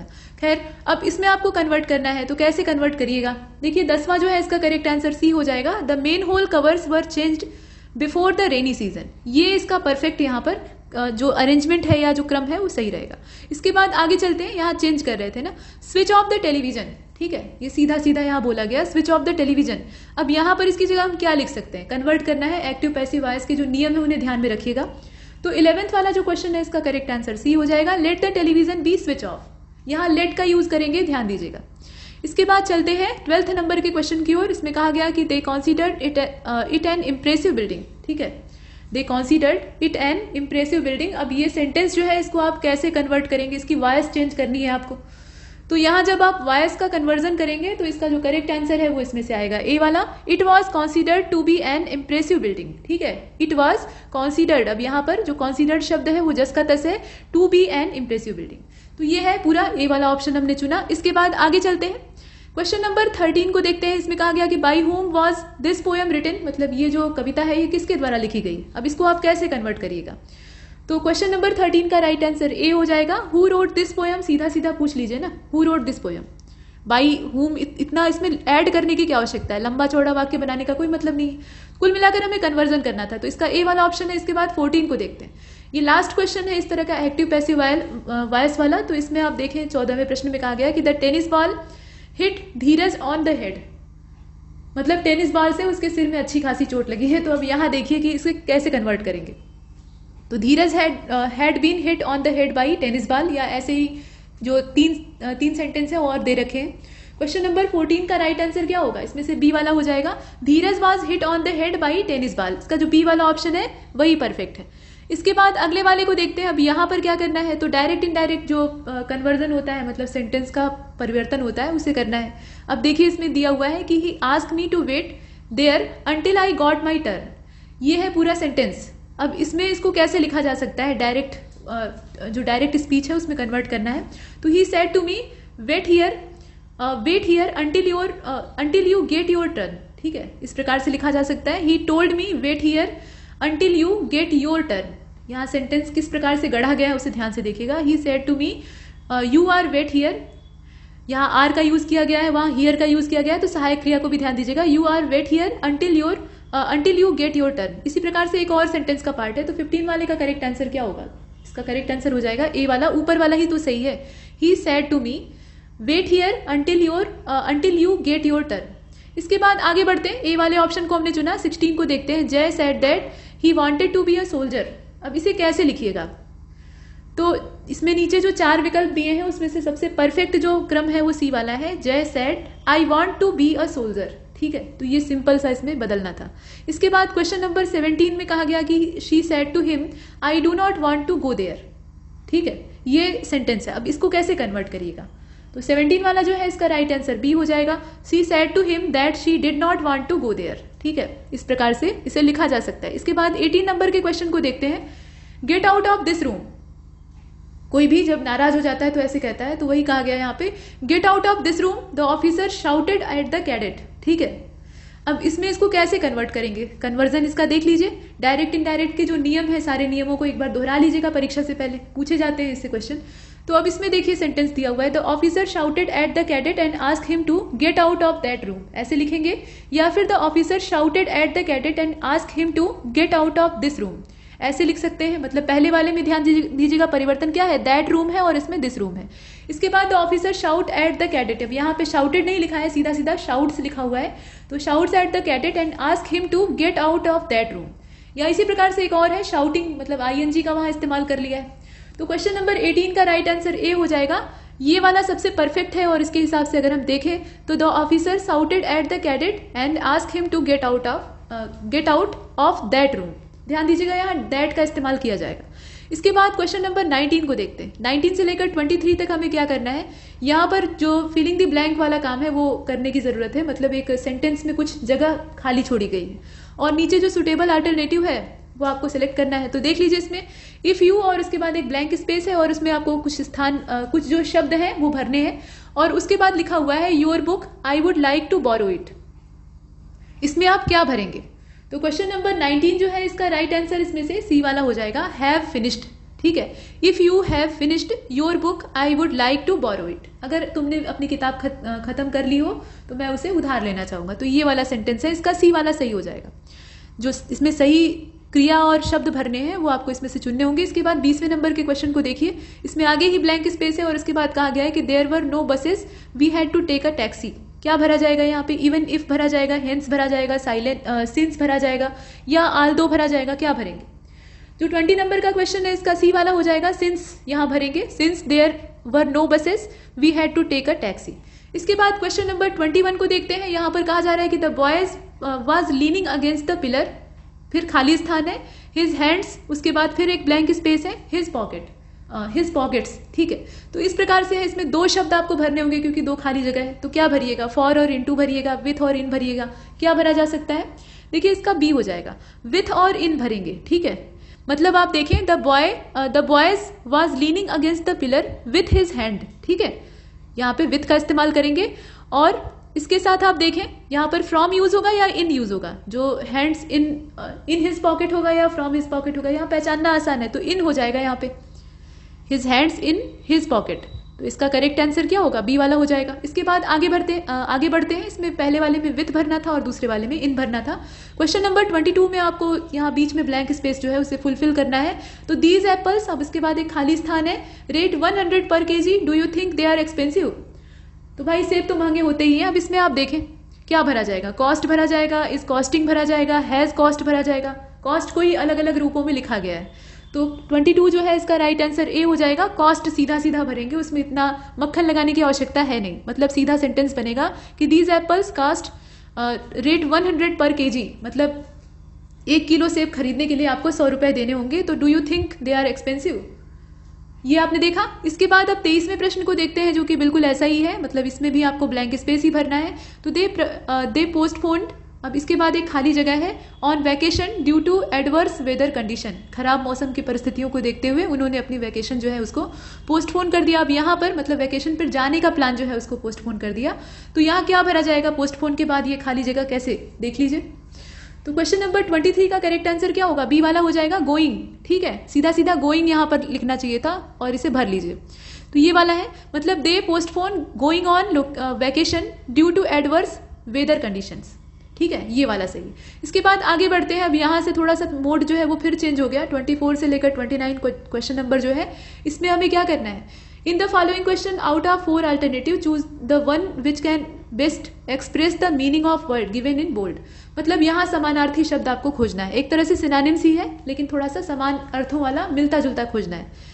देखिए सिनोनिम्स जो होते हैं वो समानार्थी शब्दों से थोड़े अलग होते हैं। सिनोनिम्स में थोड़ा दूर दराज के भी जो शब्द होते हैं उनका अर्थ बहुत मामूली ही मैच करता होता है, तो उसको भी चुन लेते हैं। लेकिन तो जो सेम मीनिंग वाले वर्ड होते हैं उनको अगर आप चुनेंगे तो उसमें अर्थ एकदम बराबर आएगा, मतलब जो दिए हुए शब्द का अर्थ है वही आपके चुने हुए शब्द का भी अर्थ होना चाहिए।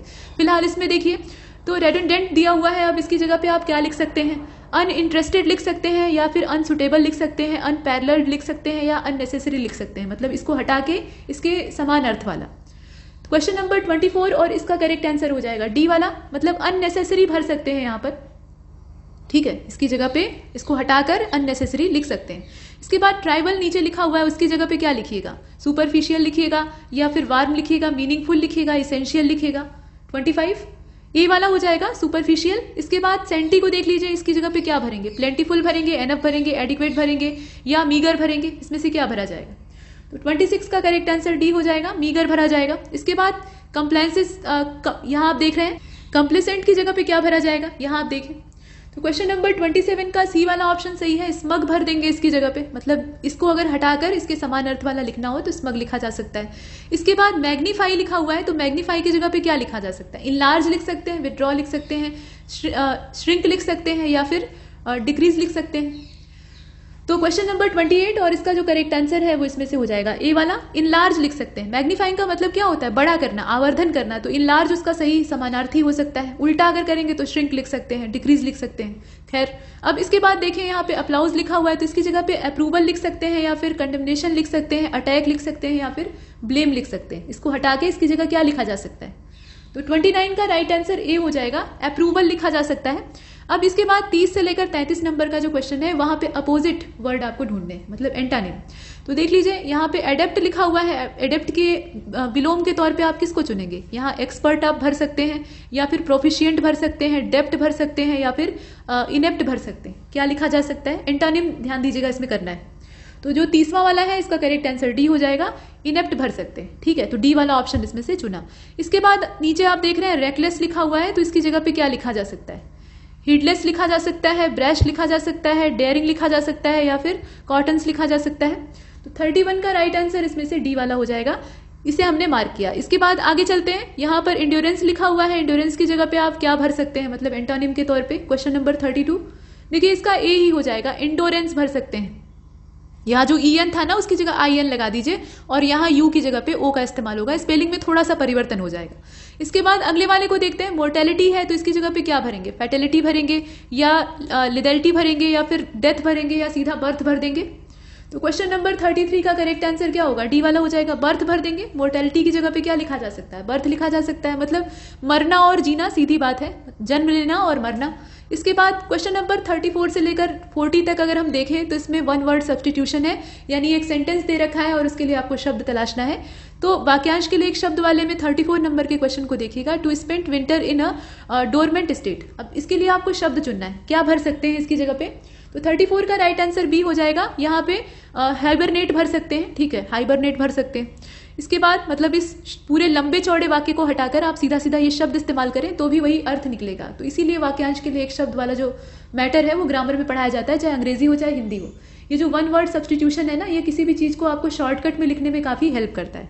इसके बाद अगले वाले को देखते हैं, question number 35, one who plans the steps and moves in a dance, ठीक है। तो इसके लिए क्या लिखा जा सकता है, ऐसे व्यक्ति को क्या कहा जाएगा, कंपोजर कहा जाएगा, कोरियोग्राफर कहा जाएगा, प्रोड्यूसर या डायरेक्टर बोलेंगे।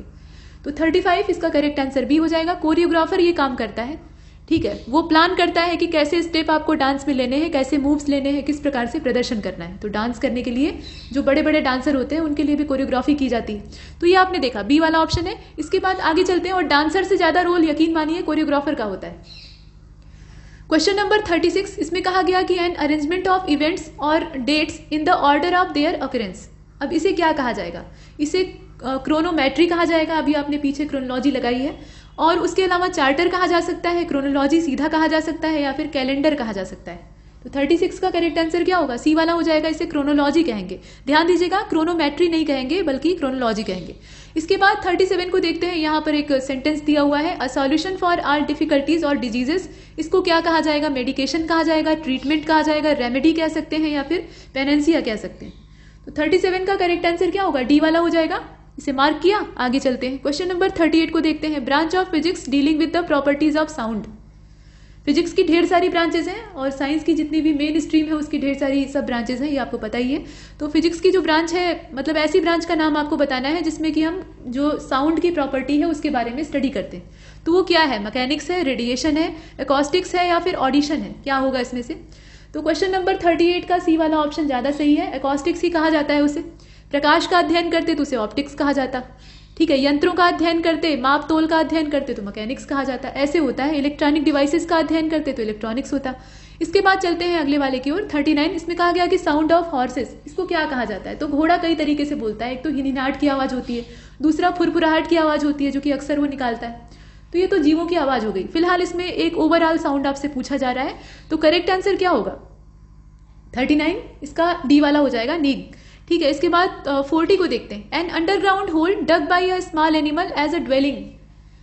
जो छोटे छोटे जंतु होते हैं, कुछ ऐसे भी जीव होते हैं जो कि कृंतक यानी रोडेंट की श्रेणी में आते हैं और वो जमीन को खोदकर अंदर बिल बनाकर रहते हैं। सिर्फ चूहा ही नहीं, शाही, खरगोश, इस प्रकार के भी जीव हो सकते हैं, और भी कई सारे होते हैं। तो उन्हीं के लिए पूछा गया है कि इस तरह का जो उनका आवास होता है जहां पे वो अंडे देते हैं या अपने बच्चे देते हैं, तो उस जगह को क्या कहा जाता है? ड्रेन कहा जाता है, पिट कहा जाता है, केव कहा जाता है या फिर बरो कहा जाता है? तो क्वेश्चन नंबर 40 का राइट आंसर इसमें से डी वाला हो जाएगा, बरो कहा जाता है। ये आपने देखा। अब इसके बाद 41 से लेकर 46 तक हमें करना क्या है? कहा जा रहा है कि in these questions 4 alternatives are given for item और phrase in bold in the sentence. मतलब सेंटेंस आपको दिया रहेगा, उसमें कुछ लोकोक्ति या मुहावरा दिया रहेगा, ठीक है। वो बोल्ड लेटर में दिया रहेगा ताकि आप पहचान सकें, और उसके लिए आपको उसकी मीनिंग तलाशनी है। 4 विकल्प नीचे मौजूद रहेगा। तो आइए देखते हैं क्वेश्चन नंबर 41 में। यहां आप देखिए कैसे दिया है। सेंटेंस कुछ इस प्रकार से है कि you must have a concrete project and not build castle in the air. ध्यान दीजिएगा, not build castle in the air if you want to submit an application for a loan. तो हवा में महल बनाना, अब ये जो मुहावरा है या लोकोक्ति है, ये हम लोग ऐसे भी सुनते हैं, हवाई किले बनाना। तो इसका अर्थ क्या हो सकता है? मेक अनफेथफुल फ्रेंड, या फिर टॉक इररिस्पॉन्सिबली, या फिर इसमें से आप लिख सकते हैं अनरियलिस्टिक आइडियाज को बनाने का तरीका। तो यही वाला सही है ना, सी वाला। मतलब अनरियलिस्टिक आइडियाज आप बना रहे हैं, तो इसका मतलब क्या है कि आप एक कैस्टल खड़ा करना चाहते हैं जो कि हवा में है, उसकी नींव जो है वो जमीन पर है ही नहीं। इसके बाद अगले वाले को देखते हैं। क्वेश्चन नंबर 42, इसमें कहा जा रहा है कि this problem is a hard nut to crack. UPSC के बारे में भी लोग यही कहते हैं कि वो एक हार्ड नट है जो कि आसानी से क्रैक नहीं किया जा सकता है, कठिनाई है। तो फिलहाल इसमें एक प्रॉब्लम है जिसे कि क्रैक करने की बात की गई है। तो is a hard nut to crack, it will take longer than they imagine. मतलब इसे लंबा समय लगेगा सॉल्व होने में जितना कि उन्होंने सोच रखा है। अब इसमें आप देखिए कि a hard nut to crack, ये जो आइटम यूज किया गया है, इसका अर्थ क्या है? तो क्वेश्चन नंबर 42 का सी वाला जो ऑप्शन है वो परफेक्ट है। It is difficult to solve. सीधी बात है, यहाँ तो पकड़ा जा सकता है। प्रॉब्लम के साथ सॉल्यूशन जुड़ा हुआ होगा तो डिफिकल्ट है सॉल्यूशन उसका, या यूपीएससी को ही निकालना, मतलब क्वालिफाई करना, उसमें रैंक हासिल करना, ये टेढ़ा काम है। इतना आसान नहीं है, हालांकि असंभव भी नहीं है, ये भी बात है। तो सी वाले को हमने चुना। इसके बाद अगले वाले को देखते हैं 43। इसमें कहा गया कि my aunt has the gift of gap and can, यहाँ देखिए ये सेंटेंस जो है ना, यहाँ बोल्ड लेटर में लिखा हुआ है। तो the gift of the gap जो है यही आपका मुहावरा है। And can socialise in any group, जो पूरा वाक्य है वो इसलिए दिया हुआ है ताकि आपको पहचानने में और सुविधा हो। अगर परीक्षा लेने वाला जो व्यक्ति है या पेपर सेट करने वाला, वो पेपर को कठिन बनाना चाहेगा, तो वो सिर्फ आपको ये जो बोल्ड लेटर में आइटम दिया हुआ है ना, सिर्फ उतना ही दे देगा और सीधी मीनिंग पूछेगा, तब पहचानना मुश्किल हो जाएगा। लेकिन जहां वाक्य में उसका इस्तेमाल कर दिया है तो वहां पहचानना मुश्किल नहीं है। अब इसमें आप देखकर बताइए, एबिलिटी टू कुक वेल, या फिर एबिलिटी टू क्रिटिसाइज एनीवन, या ability to spend time anywhere, या एबिलिटी टू स्पीक इलोक्वेंटली। अब इसमें आप देखकर बताएं। तो 43 का राइट आंसर क्या होगा? इसमें से डी वाला हो जाएगा, एबिलिटी टू स्पीक इलोक्वेंटली। इसके बाद अगले वाले को देखते हैं। अर्थ सिर्फ हमें देखना था। अब जो 44 नंबर का यहाँ सेंटेंस दिया हुआ है, इसमें आप देखें, there was no one in the team who could bell the cat and tell the producer the truth. ठीक है, मतलब यहाँ पर आपको दिखाना है कि जो बेल द कैट है ये क्या है? आइडम। अब इसका अर्थ आप बताइए क्या है? तो टेम सम एनिमल्स, या फिर वॉर्न द ऑनर, या फिर डू द इम्पॉसिबल टास्क, या फिर रिंग द बेल्स रेगुलरली। अब इसमें आप देखकर बताएं। तो डू द इम्पॉसिबल टास्क, इसे हिंदी में कहा जाता है कि बिल्ली के गले में घंटी कौन बांधेगा। अब जो मालिक है वो तो बांध ही सकता है, लेकिन यहाँ ये बातचीत किसके बीच में हो रही है? चूहों के बीच में हो रही है। कौन सा चूहा ऐसा ताकतवर और हिम्मत वाला है? और ताकत और हिम्मत की बात नहीं है, बुद्धि की बात है। कौन चूहा इतना बुद्धिमान है कि बिल्ली के गले में घंटी बांधेगा? और ये कहानी है, तो उसी पर बनी है कहावत, और उसको अंग्रेजी में कहा जाता है बेल द कैट।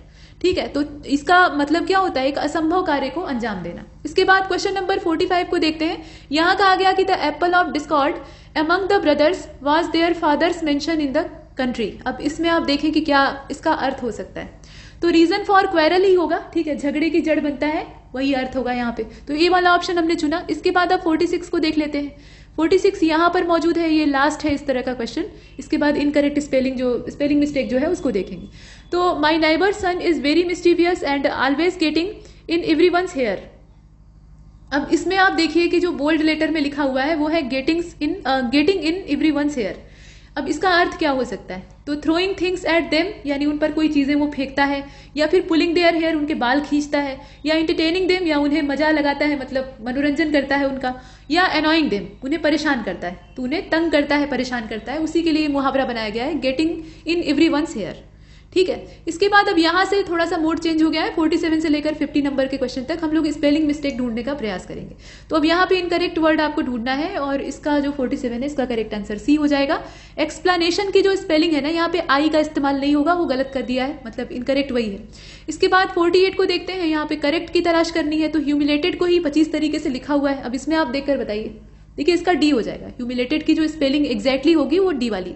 इसके बाद 49 को देखते हैं। करेक्ट वर्ड आपको सिलेक्ट करना है, तो ऑमलेट लिखा हुआ है, अलग अलग ढंग से लिखा है, ये जो ऑमलेट है इसको अलग अलग ढंग से लिखा है। अब इसमें आप देखिए, तो इसका सी वाला जो ऑप्शन है वो इसका करेक्ट है, मतलब स्पेलिंग आपको बतानी थी कि कौन सी सही है, तो सी वाली सही।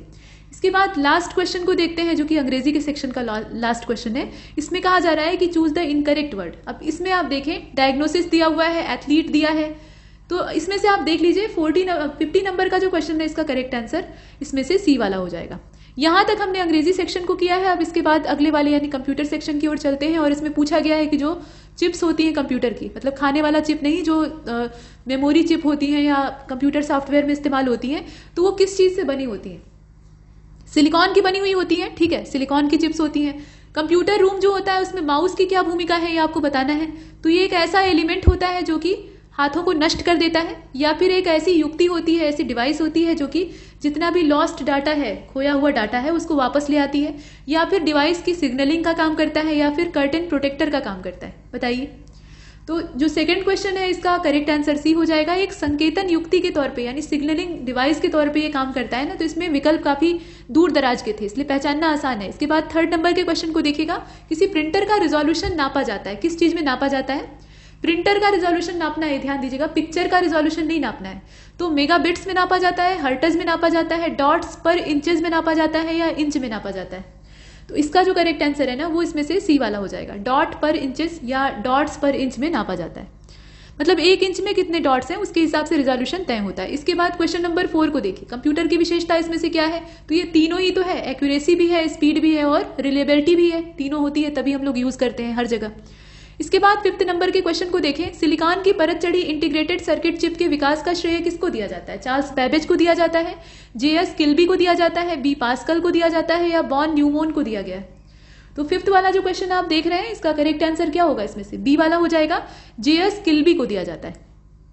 इसके बाद क्वेश्चन नंबर 6 को देखिए।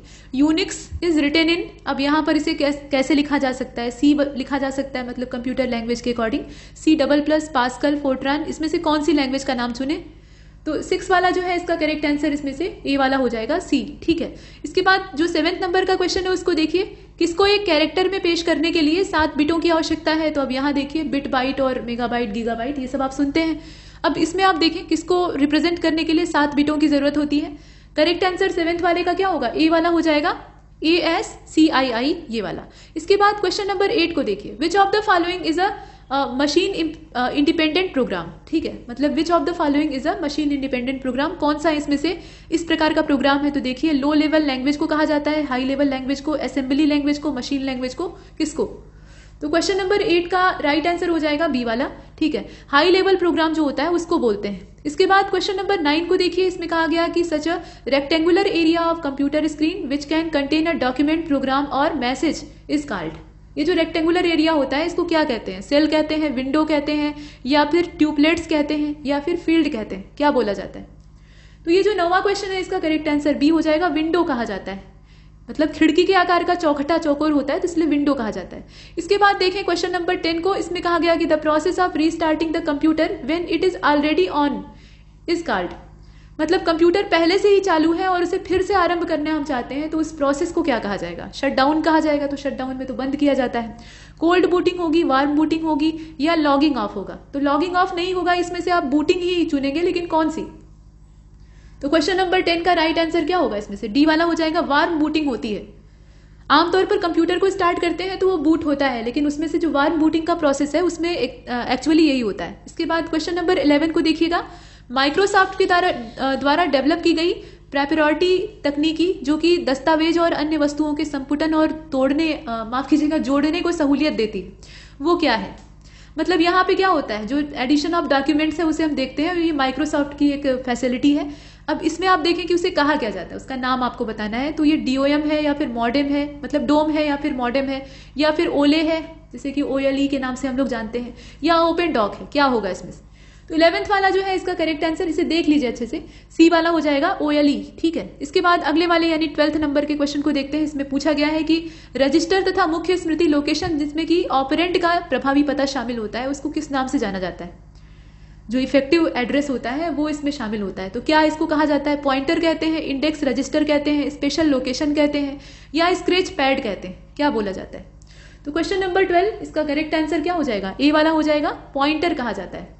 ठीक है। इसके बाद अगले वाले को देखते हैं, 13 नंबर के क्वेश्चन को। कौन सी फाइल को कंप्रेस्ड आर्चीव से रिमूव करने की प्रक्रिया को निर्दिष्ट करता है? मतलब इसमें से कौन सी ऐसी प्रक्रिया है जिसके द्वारा जो कंप्रेस्ड आर्चिव्स होते हैं वहां से फाइल को रिमूव किया जा सकता है? तो ये डीकंप्रेसिंग है, या फिर एक्सट्रैक्टिंग है, या फिर आर्किविंग है, या फिर बंडलिंग है?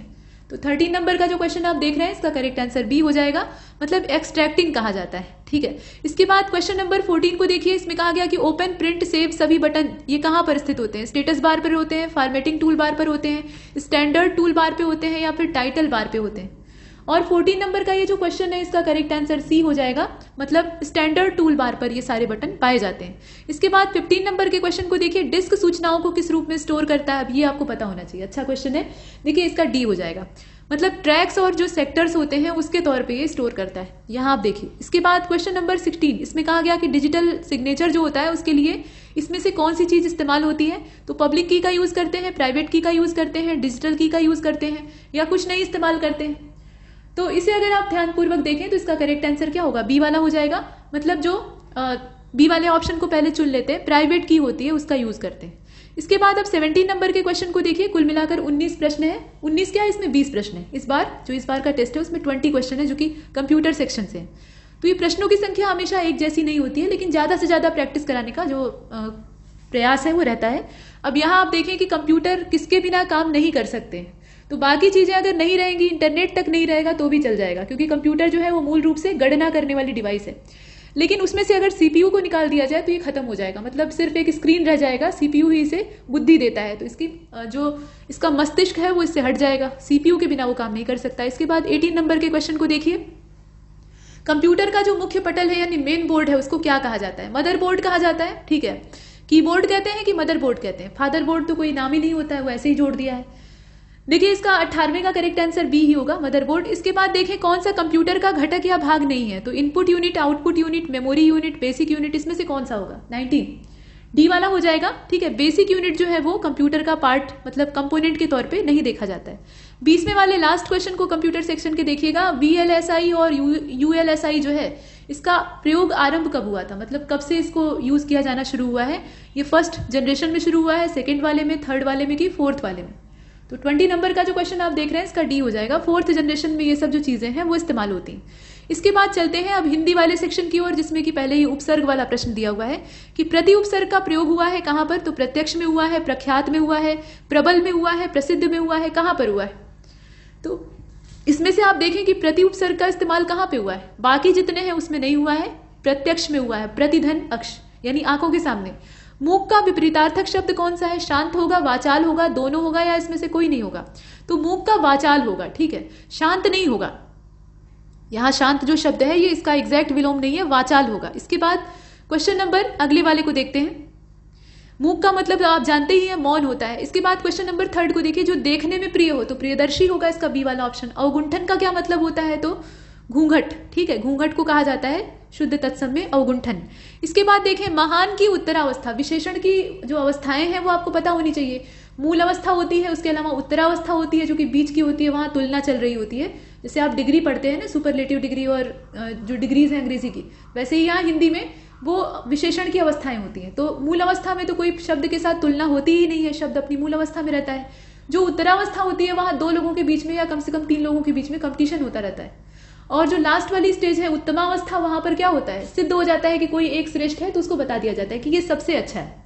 अब इसमें आप देखें तर तम ये सब जो इस्तेमाल हुआ है, तो तर जो शब्द है ना, मतलब यहाँ पे प्रत्यय के तौर पे आप उसे देखिए, तर जहां भी आता है तो वो उत्तरावस्था में होता है, ठीक है। और जहां पर तम आता है, यहां आप देखें जहां पर भी तम आता है लास्ट में, वो क्या होता है, उत्तमावस्था होती है, यानी सबसे अंतिम जो सबसे ऊपर की डिग्री है वो प्राप्त होती है। तो इसमें आप देखें कौन सा उत्तरावस्था के तौर पे देखा जाएगा, महांतर होगा कि महत्तम होगा कि महत्तर होगा, क्या होगा, तो महत्तर होगा, ठीक है। महत्तर जो शब्द है ये उत्तरावस्था है और उत्तमावस्था क्या हो जाएगी, महत्तम। इसके बाद क्वेश्चन नंबर 6 को देखिए, पुल्लिंग शब्द इसमें से कौन सा है, सरसों, मकई, सारस और मूंग, बताइए। तो सारस जो है ये पुल्लिंग शब्द है, बाकी जितने हैं वो तो स्त्रीलिंग है। इसके बाद क्वेश्चन नंबर 7 को देखते हैं। इसमें कहा जा रहा है कि रमेश का संधि विच्छेद क्या होगा, तो रमाधनीश, ठीक है, रमाधनीश, रमेश, ये आपने देखा। इसके बाद 8 नंबर के क्वेश्चन को देखिए, अभ्युदय में कौन सी संधि होगी, यण संधि होगी, दीर्घ संधि होगी, विसर्ग होगी, या इसमें से कुछ नहीं होगी। तो क्वेश्चन नंबर 8 का राइट आंसर क्या हो जाएगा, ए वाला हो जाएगा, यण संधि होगी, ठीक है। अभिधन उदय, अभ्युदय।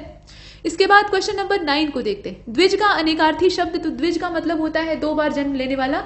तो ये किसको किसको कहा जा सकता है, ब्राह्मण को कहा जा सकता है, पक्षी को कहा जा सकता है, प्राणी को कहा जा सकता है, सांप को कहा जा सकता है, किसको बोल सकते हैं और किसे नहीं बोल सकते हैं। अब यहाँ जिसे नहीं कहा जाता हो वो बताना है।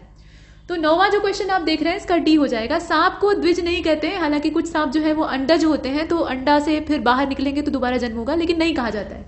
हाँ, ब्राह्मण के लिए कहा जाता है, पक्षी को भी कहा जाता है, प्राणी को भी कहा जाता है। इसके बाद आगे बढ़ते हैं, क्वेश्चन नंबर 10 को देखते हैं, किरण का पर्यायवाची है। तो इसमें से अगर आप देखें तो दीप्ति जो शब्द है वो किरण का पर्यायवाची है, बाकी जितने हैं वो अलग अलग शब्द हैं। जैसे अपगा जो है वो नदी को कहा जाता है, नलिन जो है ये कमल के लिए होता है, प्राण का मतलब आप जानते ही हैं। 11वें नंबर के क्वेश्चन को देखिए, शुद्ध वाक्य कौन सा है, तो कुमुदनी जो लिखा है सी वाले विकल्प में वो सही है। इसके बाद क्वेश्चन नंबर 12 को देखिएगा, ललित की भाववाचक संज्ञा क्या है, लालित्य है, लालित है, ललिता है कि लालित्या है, क्या होगा। तो 12th वाला जो क्वेश्चन आप देख रहे हैं इसका करेक्ट आंसर ए हो जाएगा, लालित्य। शुद्ध शब्द इसमें से कौन सा है, युयुत्सा है, और युयुत्सा को कैसे लिखा जाएगा, इस प्रकार से, युद्ध करने की प्रबल इच्छा। इसके बाद अब अगले वाले सेगमेंट की ओर चलते हैं जो कि है रीजनिंग, और ये एआरओ वाली रीजनिंग है। तो इसमें दिया हुआ है कि प्रस्तुत विकल्पों में संख्याओं के 4 जोड़े दिए हैं, 3 किसी न किसी रूप में एक जैसे हैं जबकि एक अलग है, तो विषम को चुनिए। अब इसमें आप देखिए तो फर्स्ट वाला जो क्वेश्चन है इसका करेक्ट आंसर बी हो जाएगा, मतलब 26 और 168। इसके बाद क्वेश्चन नंबर नेक्स्ट को देखते हैं। सेकेंड वाले में कहा गया कि ये जो यहाँ पर एक समीकरण दिया हुआ है, इसमें कौन से 2 चिन्हों को अगर हम आपस में इंटरचेंज कर दें तो ये जो समीकरण है ये ठीक हो जाएगा, मतलब बैलेंस हो जाएगा, दोनों पक्ष बराबर हो जाएंगे, लेफ्ट हैंड साइड और राइट हैंड साइड, तो ये बैलेंस हो जाएगा, ये सिंपल सी बात है। तो किन चिन्हों का आपस में कन्वर्जन करेंगे, जैसे कि मल्टीप्लाई का जो चिन्ह है उसको डिवीजन के चिन्ह में कन्वर्ट कर दें, मतलब आपस में बदल दें, या फिर जो डिवीजन का चिन्ह है उसको प्लस के चिन्ह के साथ, यानी जो एडिशन वाला चिन्ह है उसके साथ कन्वर्ट कर लें। देख लीजिए, तो सेकेंड वाला जो है इसका करेक्ट आंसर क्या होगा, डी हो जाएगा। भाग और माइनस का जो निशान है ना यहाँ पे नीचे, इनको अगर आपस में बदल लेते हैं, मतलब जहां भाग का है वहां माइनस और जहां माइनस है वहां भाग का निशान लगा लेते हैं, तो ये बैलेंस हो जाएगा। इसके बाद नेक्स्ट क्वेश्चन को देखते हैं, मतलब इधर भी 32 आ जाएगा, कहने का मतलब है। क्वेश्चन नंबर 3 को देखिए, इसमें मशीन लिखा हुआ है जो कि कोड लैंग्वेज में कुछ इस प्रकार से लिखा जा सकता है, N5X S3M4, इस प्रकार से इसको कोड में परिवर्तित किया गया है। तो आपको ये बताना है कि प्रेडिक्ट को हम वैसे ही लिखना चाहें तो कैसा लिखा जाएगा, मतलब क्या लैंग्वेज उसकी दिखाई देगी। तो थर्ड वाला जो है इसका करेक्ट आंसर बी हो जाएगा, कुछ इस प्रकार से लिखा जा सकता है। इसके बाद 4th नंबर के क्वेश्चन को देखें, इसमें पत्तियां जो है उनका संबंध सरसराहट से है, तो वैसा ही आपको समान जोड़े वाला यहाँ शब्द ढूंढना है। तो सियार का संबंध दहाड़ से है, सियार कब से दहाड़ने लगा। वर्षा का संबंध टिप टिप से है, ड्रम का संबंध जिंगल से है, और घंटी का संबंध मंदिर से है। इसमें आपको ये बताना है कि select the option in which the word share the same relationship as that shared by the given pair of word. तो पत्तियां जो है उनमें सरसराहट होती है, ठीक है। अब ऐसा जो है इसमें से कौन सा होगा, यहाँ अगर आप ध्यान से देखें तो वर्षा में टिपटिपाहट होती है, वर्षा जो है वो बूंद जो है उसकी टिपटिपाहट की आवाज होती है, तो बी वाला ऑप्शन होगा। हालांकि इसका उत्तर दिया है घंटी और मंदिर, तो मंदिर में घंटियां बजती हैं लेकिन ये घंटी की कोई आवाज तो है नहीं। यहाँ आप ध्यान से देखिए, यहाँ पत्तियों की आवाज का जिक्र किया गया है, तो वर्षा की बूंदों में टिपटिपाहट होती है, तो वो सही दिया है। ठीक है, इसका बी वाला ऑप्शन होगा। इसके बाद क्वेश्चन नंबर 5 को देखिए, यहाँ पर आपको करना यह है कि तीसरे पद को ठीक उसी प्रकार से संबंधित करना है जैसा कि दूसरा पद जो है वो पहले से संबंधित है।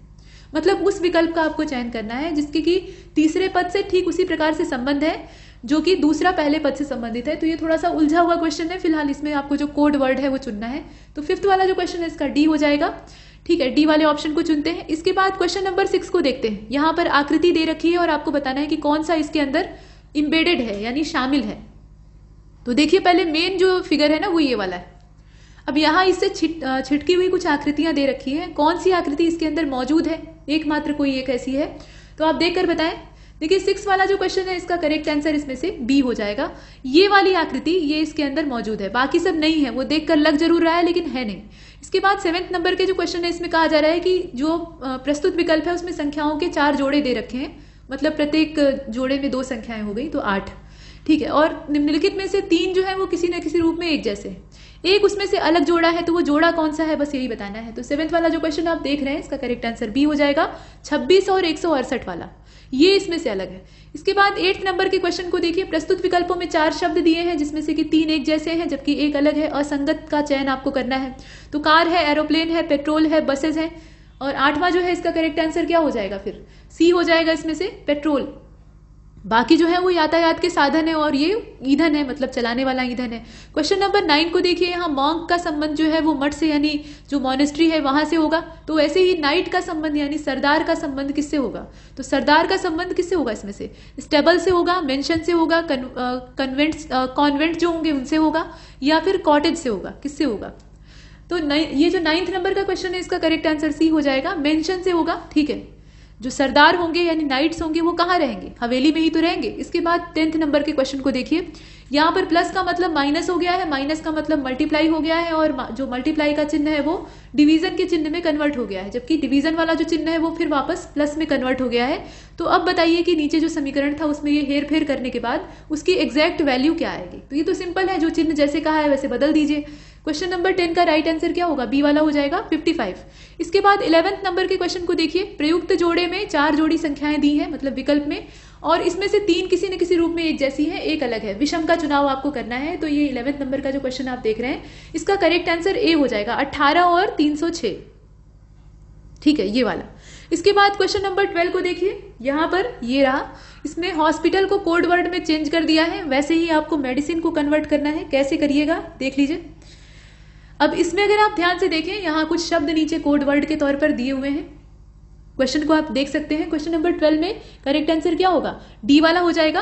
कुछ इस प्रकार से कोडिंग आप कर सकते हैं मेडिसिन की। इसके बाद 13 को देखते हैं। यहाँ पर आगे की जो आकृति है वो आपको बतानी है, मतलब 3 फेज इसके दे रखे हैं, चौथा वाला फेज यहाँ पे आपको फिलिंग द ब्लैंक भरना है। तो नीचे 4 विकल्प है, कौन सा भरेंगे। देखिए 13वां जो है इसका करेक्ट आंसर इसमें से बी हो जाएगा, ये वाली जो आकृति है इसको भरेंगे। इसके बाद क्वेश्चन नंबर 14 को देखते हैं। इसमें पूछा गया है कि एक कोड लैंग्वेज में अगर सम्राट को हम लोग लिख सकते हैं 88, 95, 78, तो उसी कोड लैंग्वेज में विंडो को कैसे लिखा जाएगा। और ये जो 14 है इसका राइट आंसर इसमें से डी वाला हो जाएगा। 94, 54, 43 वाला जो विकल्प है वो सही। इसके बाद क्वेश्चन नंबर 15 को देखिए। इसमें 3, 68 और 5 दिया हुआ है। इसी प्रकार के संबंध वाली एक जो संख्या का जोड़ा है, मतलब यहाँ जोड़ा तो नहीं है, 3-3 का पेयर है, तो उसको आपको सिलेक्ट करना है। देख लीजिए, क्वेश्चन नंबर 15 का डी हो जाएगा। ठीक है, डी वाले ऑप्शन के हिसाब से 2, 10 और 1 जो है उसको चुनेंगे। इसके बाद अगले वाले को देखते हैं। क्वेश्चन नंबर 15 को हमने देखा।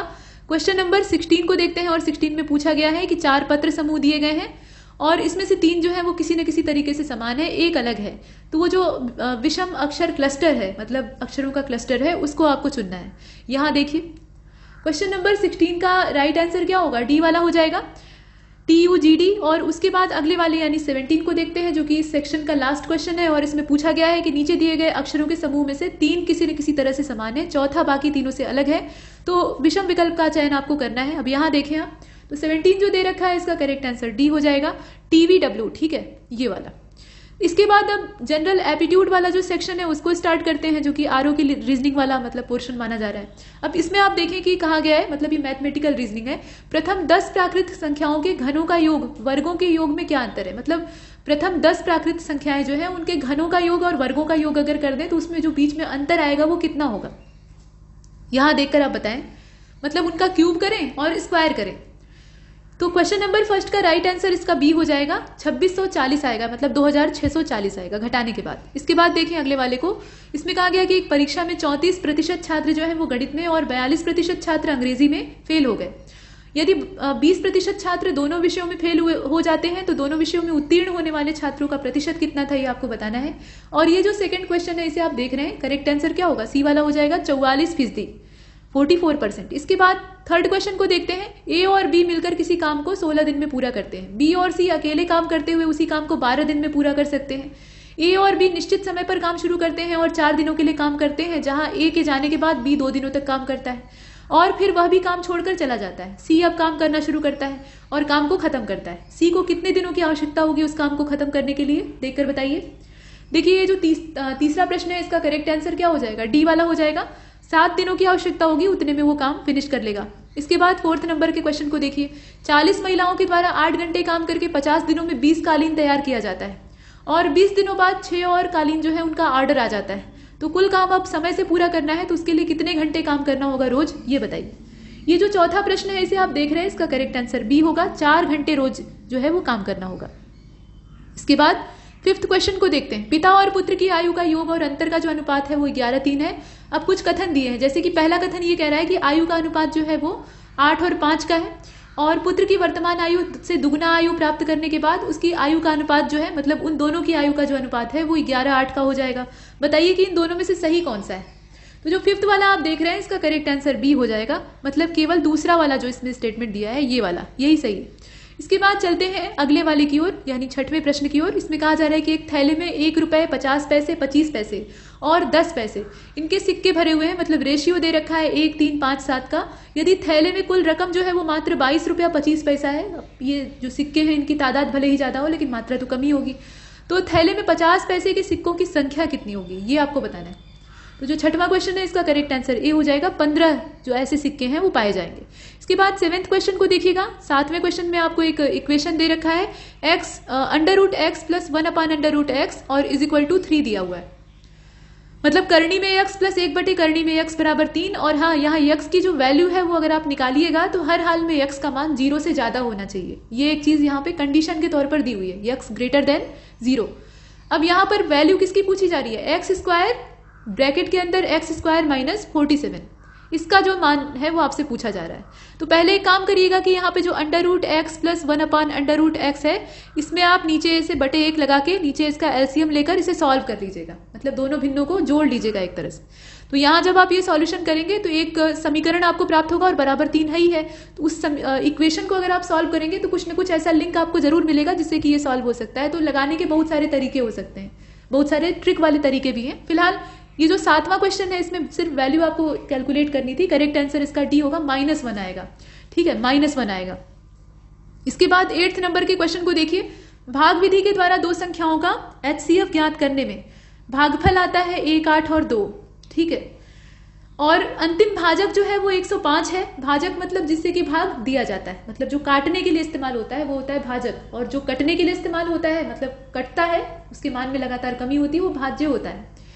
तो यहां कहा गया कि अंतिम भाजक जो था, यानी अंतिम बार जिस संख्या से भाग दी थी वो 105 है। तो संख्याओं का योग क्या है बस आपको ये बताना है। तो इसमें आप ध्यान दीजिएगा कि जो HCF है वो भाग विधि से निकाला गया है। 2 तरीके होते हैं ना, एक तो गुणनखंड विधि होती है तो उससे आसान होता है, भाग विधि वाले से बहुत लोग बचते हैं लेकिन वो सबसे आसान होता है। फिलहाल तो 8वां जो क्वेश्चन है इसका करेक्ट आंसर क्या होगा, सी वाला हो जाएगा। मतलब यहाँ जो संख्याओं का योग है यहाँ आप एक एक संख्या भी ज्ञात कर सकते हैं। फिलहाल 8वां जो है इसका करेक्ट आंसर सी हो जाएगा। इसके बाद आगे चलते हैं, क्वेश्चन नंबर 9 को देखिए। यहाँ कहा गया कि एक ट्रेन की गति 20% बढ़ जाती है तो वह समान दूरी तय करने में 20 मिनट कम समय लेती, यानी उसकी स्पीड अगर बढ़ा दी जाए 20% तो उसे जो समान दूरी है यानी जितनी दूर उसे ट्रेवल करना था उतने में उसे 20 मिनट कम लगेगा। और समान दूरी को मूल गति से तय करने में कितना समय लगेगा, आप ये बताइए इसमें से। तो देखिए ये क्वेश्चन जो है सिंपल ही है, इसमें ज्यादा नहीं। इसका जो करेक्ट आंसर है वो बी होगा, 120 मिनट लगता है। अभी 120 मिनट लगता है सामान्य रफ्तार से उस दूरी को तय करने में। और उससे 20 मिनट कम समय लगेगा तो इसमें 20 माइनस कर लीजिए, 100 मिनट का समय लगेगा अगर 20% स्पीड बढ़ जाती है। इसके बाद क्वेश्चन नंबर 10 को देखते हैं। यहाँ फिर से वही क्वेश्चन रिपीट कर गया है। तो सम्राट को हम लोग लिख सकते हैं 88, 95, 78। तो विंडो को कैसे लिखेंगे, आपने पीछे वाले में अभी सेक्शन में देखा है। ये जो 10th क्वेश्चन है इसका करेक्ट आंसर डी हो जाएगा, 94, 54, 43, ये वाला ऑप्शन परफेक्ट है। इसके बाद 11th क्वेश्चन को देखिएगा। एक आदमी के पास कुछ मुर्गियां और कुछ गायें हैं। यदि सिरों की संख्या पैरों की संख्या का जो रेशियो है, मतलब सिरों की संख्या का रेशियो और पैरों की संख्या का रेशियो वो 12:35 के अनुपात में है, तो कुल सिरों की संख्या ज्ञात कीजिए। ठीक है, कुल सिरों की संख्या आपको ज्ञात करनी है। अब इसमें आप बताएं, और केवल सिरों की संख्या, केवल सभी सिरों की संख्या अगर देखी जाए तो 96 है। देखिए 11th नंबर का ये जो क्वेश्चन है थोड़ा सा इसमें टेढ़ापन है, फिलहाल इसका करेक्ट आंसर सी हो जाएगा। ठीक है, 52। इसके बाद अब 12th नंबर के क्वेश्चन को देखिए, जो कि एक ट्रायंगल पर आधारित है। इसमें कहा गया कि त्रिभुज एबीसी है, उसकी भुजाएं 10 सेंटीमीटर, 10.5 सेंटीमीटर और 14.5 सेंटीमीटर है। उसके परिवृत्त की त्रिज्या क्या है?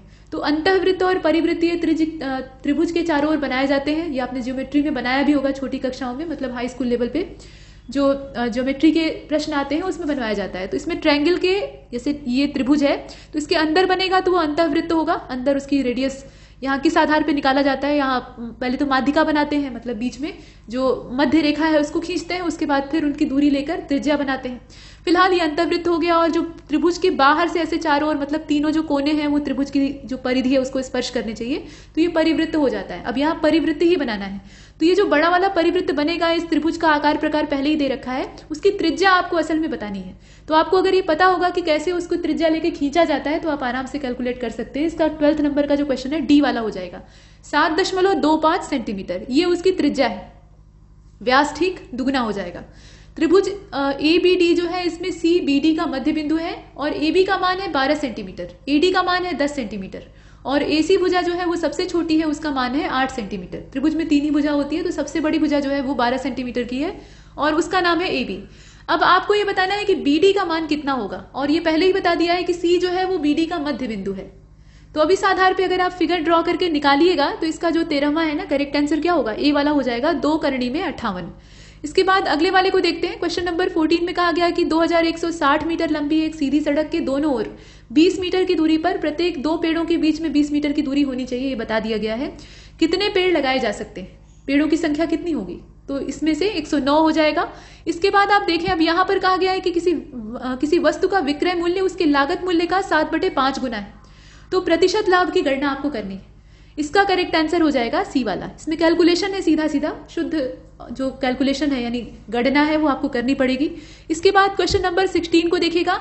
घड़ी में वास्तविक समय 12:21 हो रहा है, तो दर्पण या जो मिरर इमेज इसकी बनेगी उसमें क्या समय दिखाई देगा, तो जो दर्पण होता है वो उल्टा दिखाता है। अब उसी आधार पे आप कर लीजिए इसमें। तो देखिए जो 16वां प्रश्न है इसका करेक्ट आंसर बी हो जाएगा, मतलब 11:39 उसमें दिखाई देगा। सही समय क्या है, 12:21। जो मिरर इमेज है वो 11:39 दिखाई देगी। उल्टा भी पूछा जा सकता है कि मिरर में इतना दिख रहा है तो रियल में कितना हो रहा होगा। इसके बाद लास्ट क्वेश्चन देखते हैं जो कि है 17 और टोटल टेस्ट के हिसाब से 200 नंबर का क्वेश्चन है।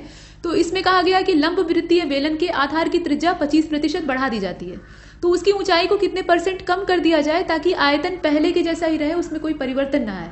अब यहाँ आप ध्यान से देखें, त्रिज्या में वृद्धि की जा रही है और ऊंचाई को घटाने की बात की जा रही है।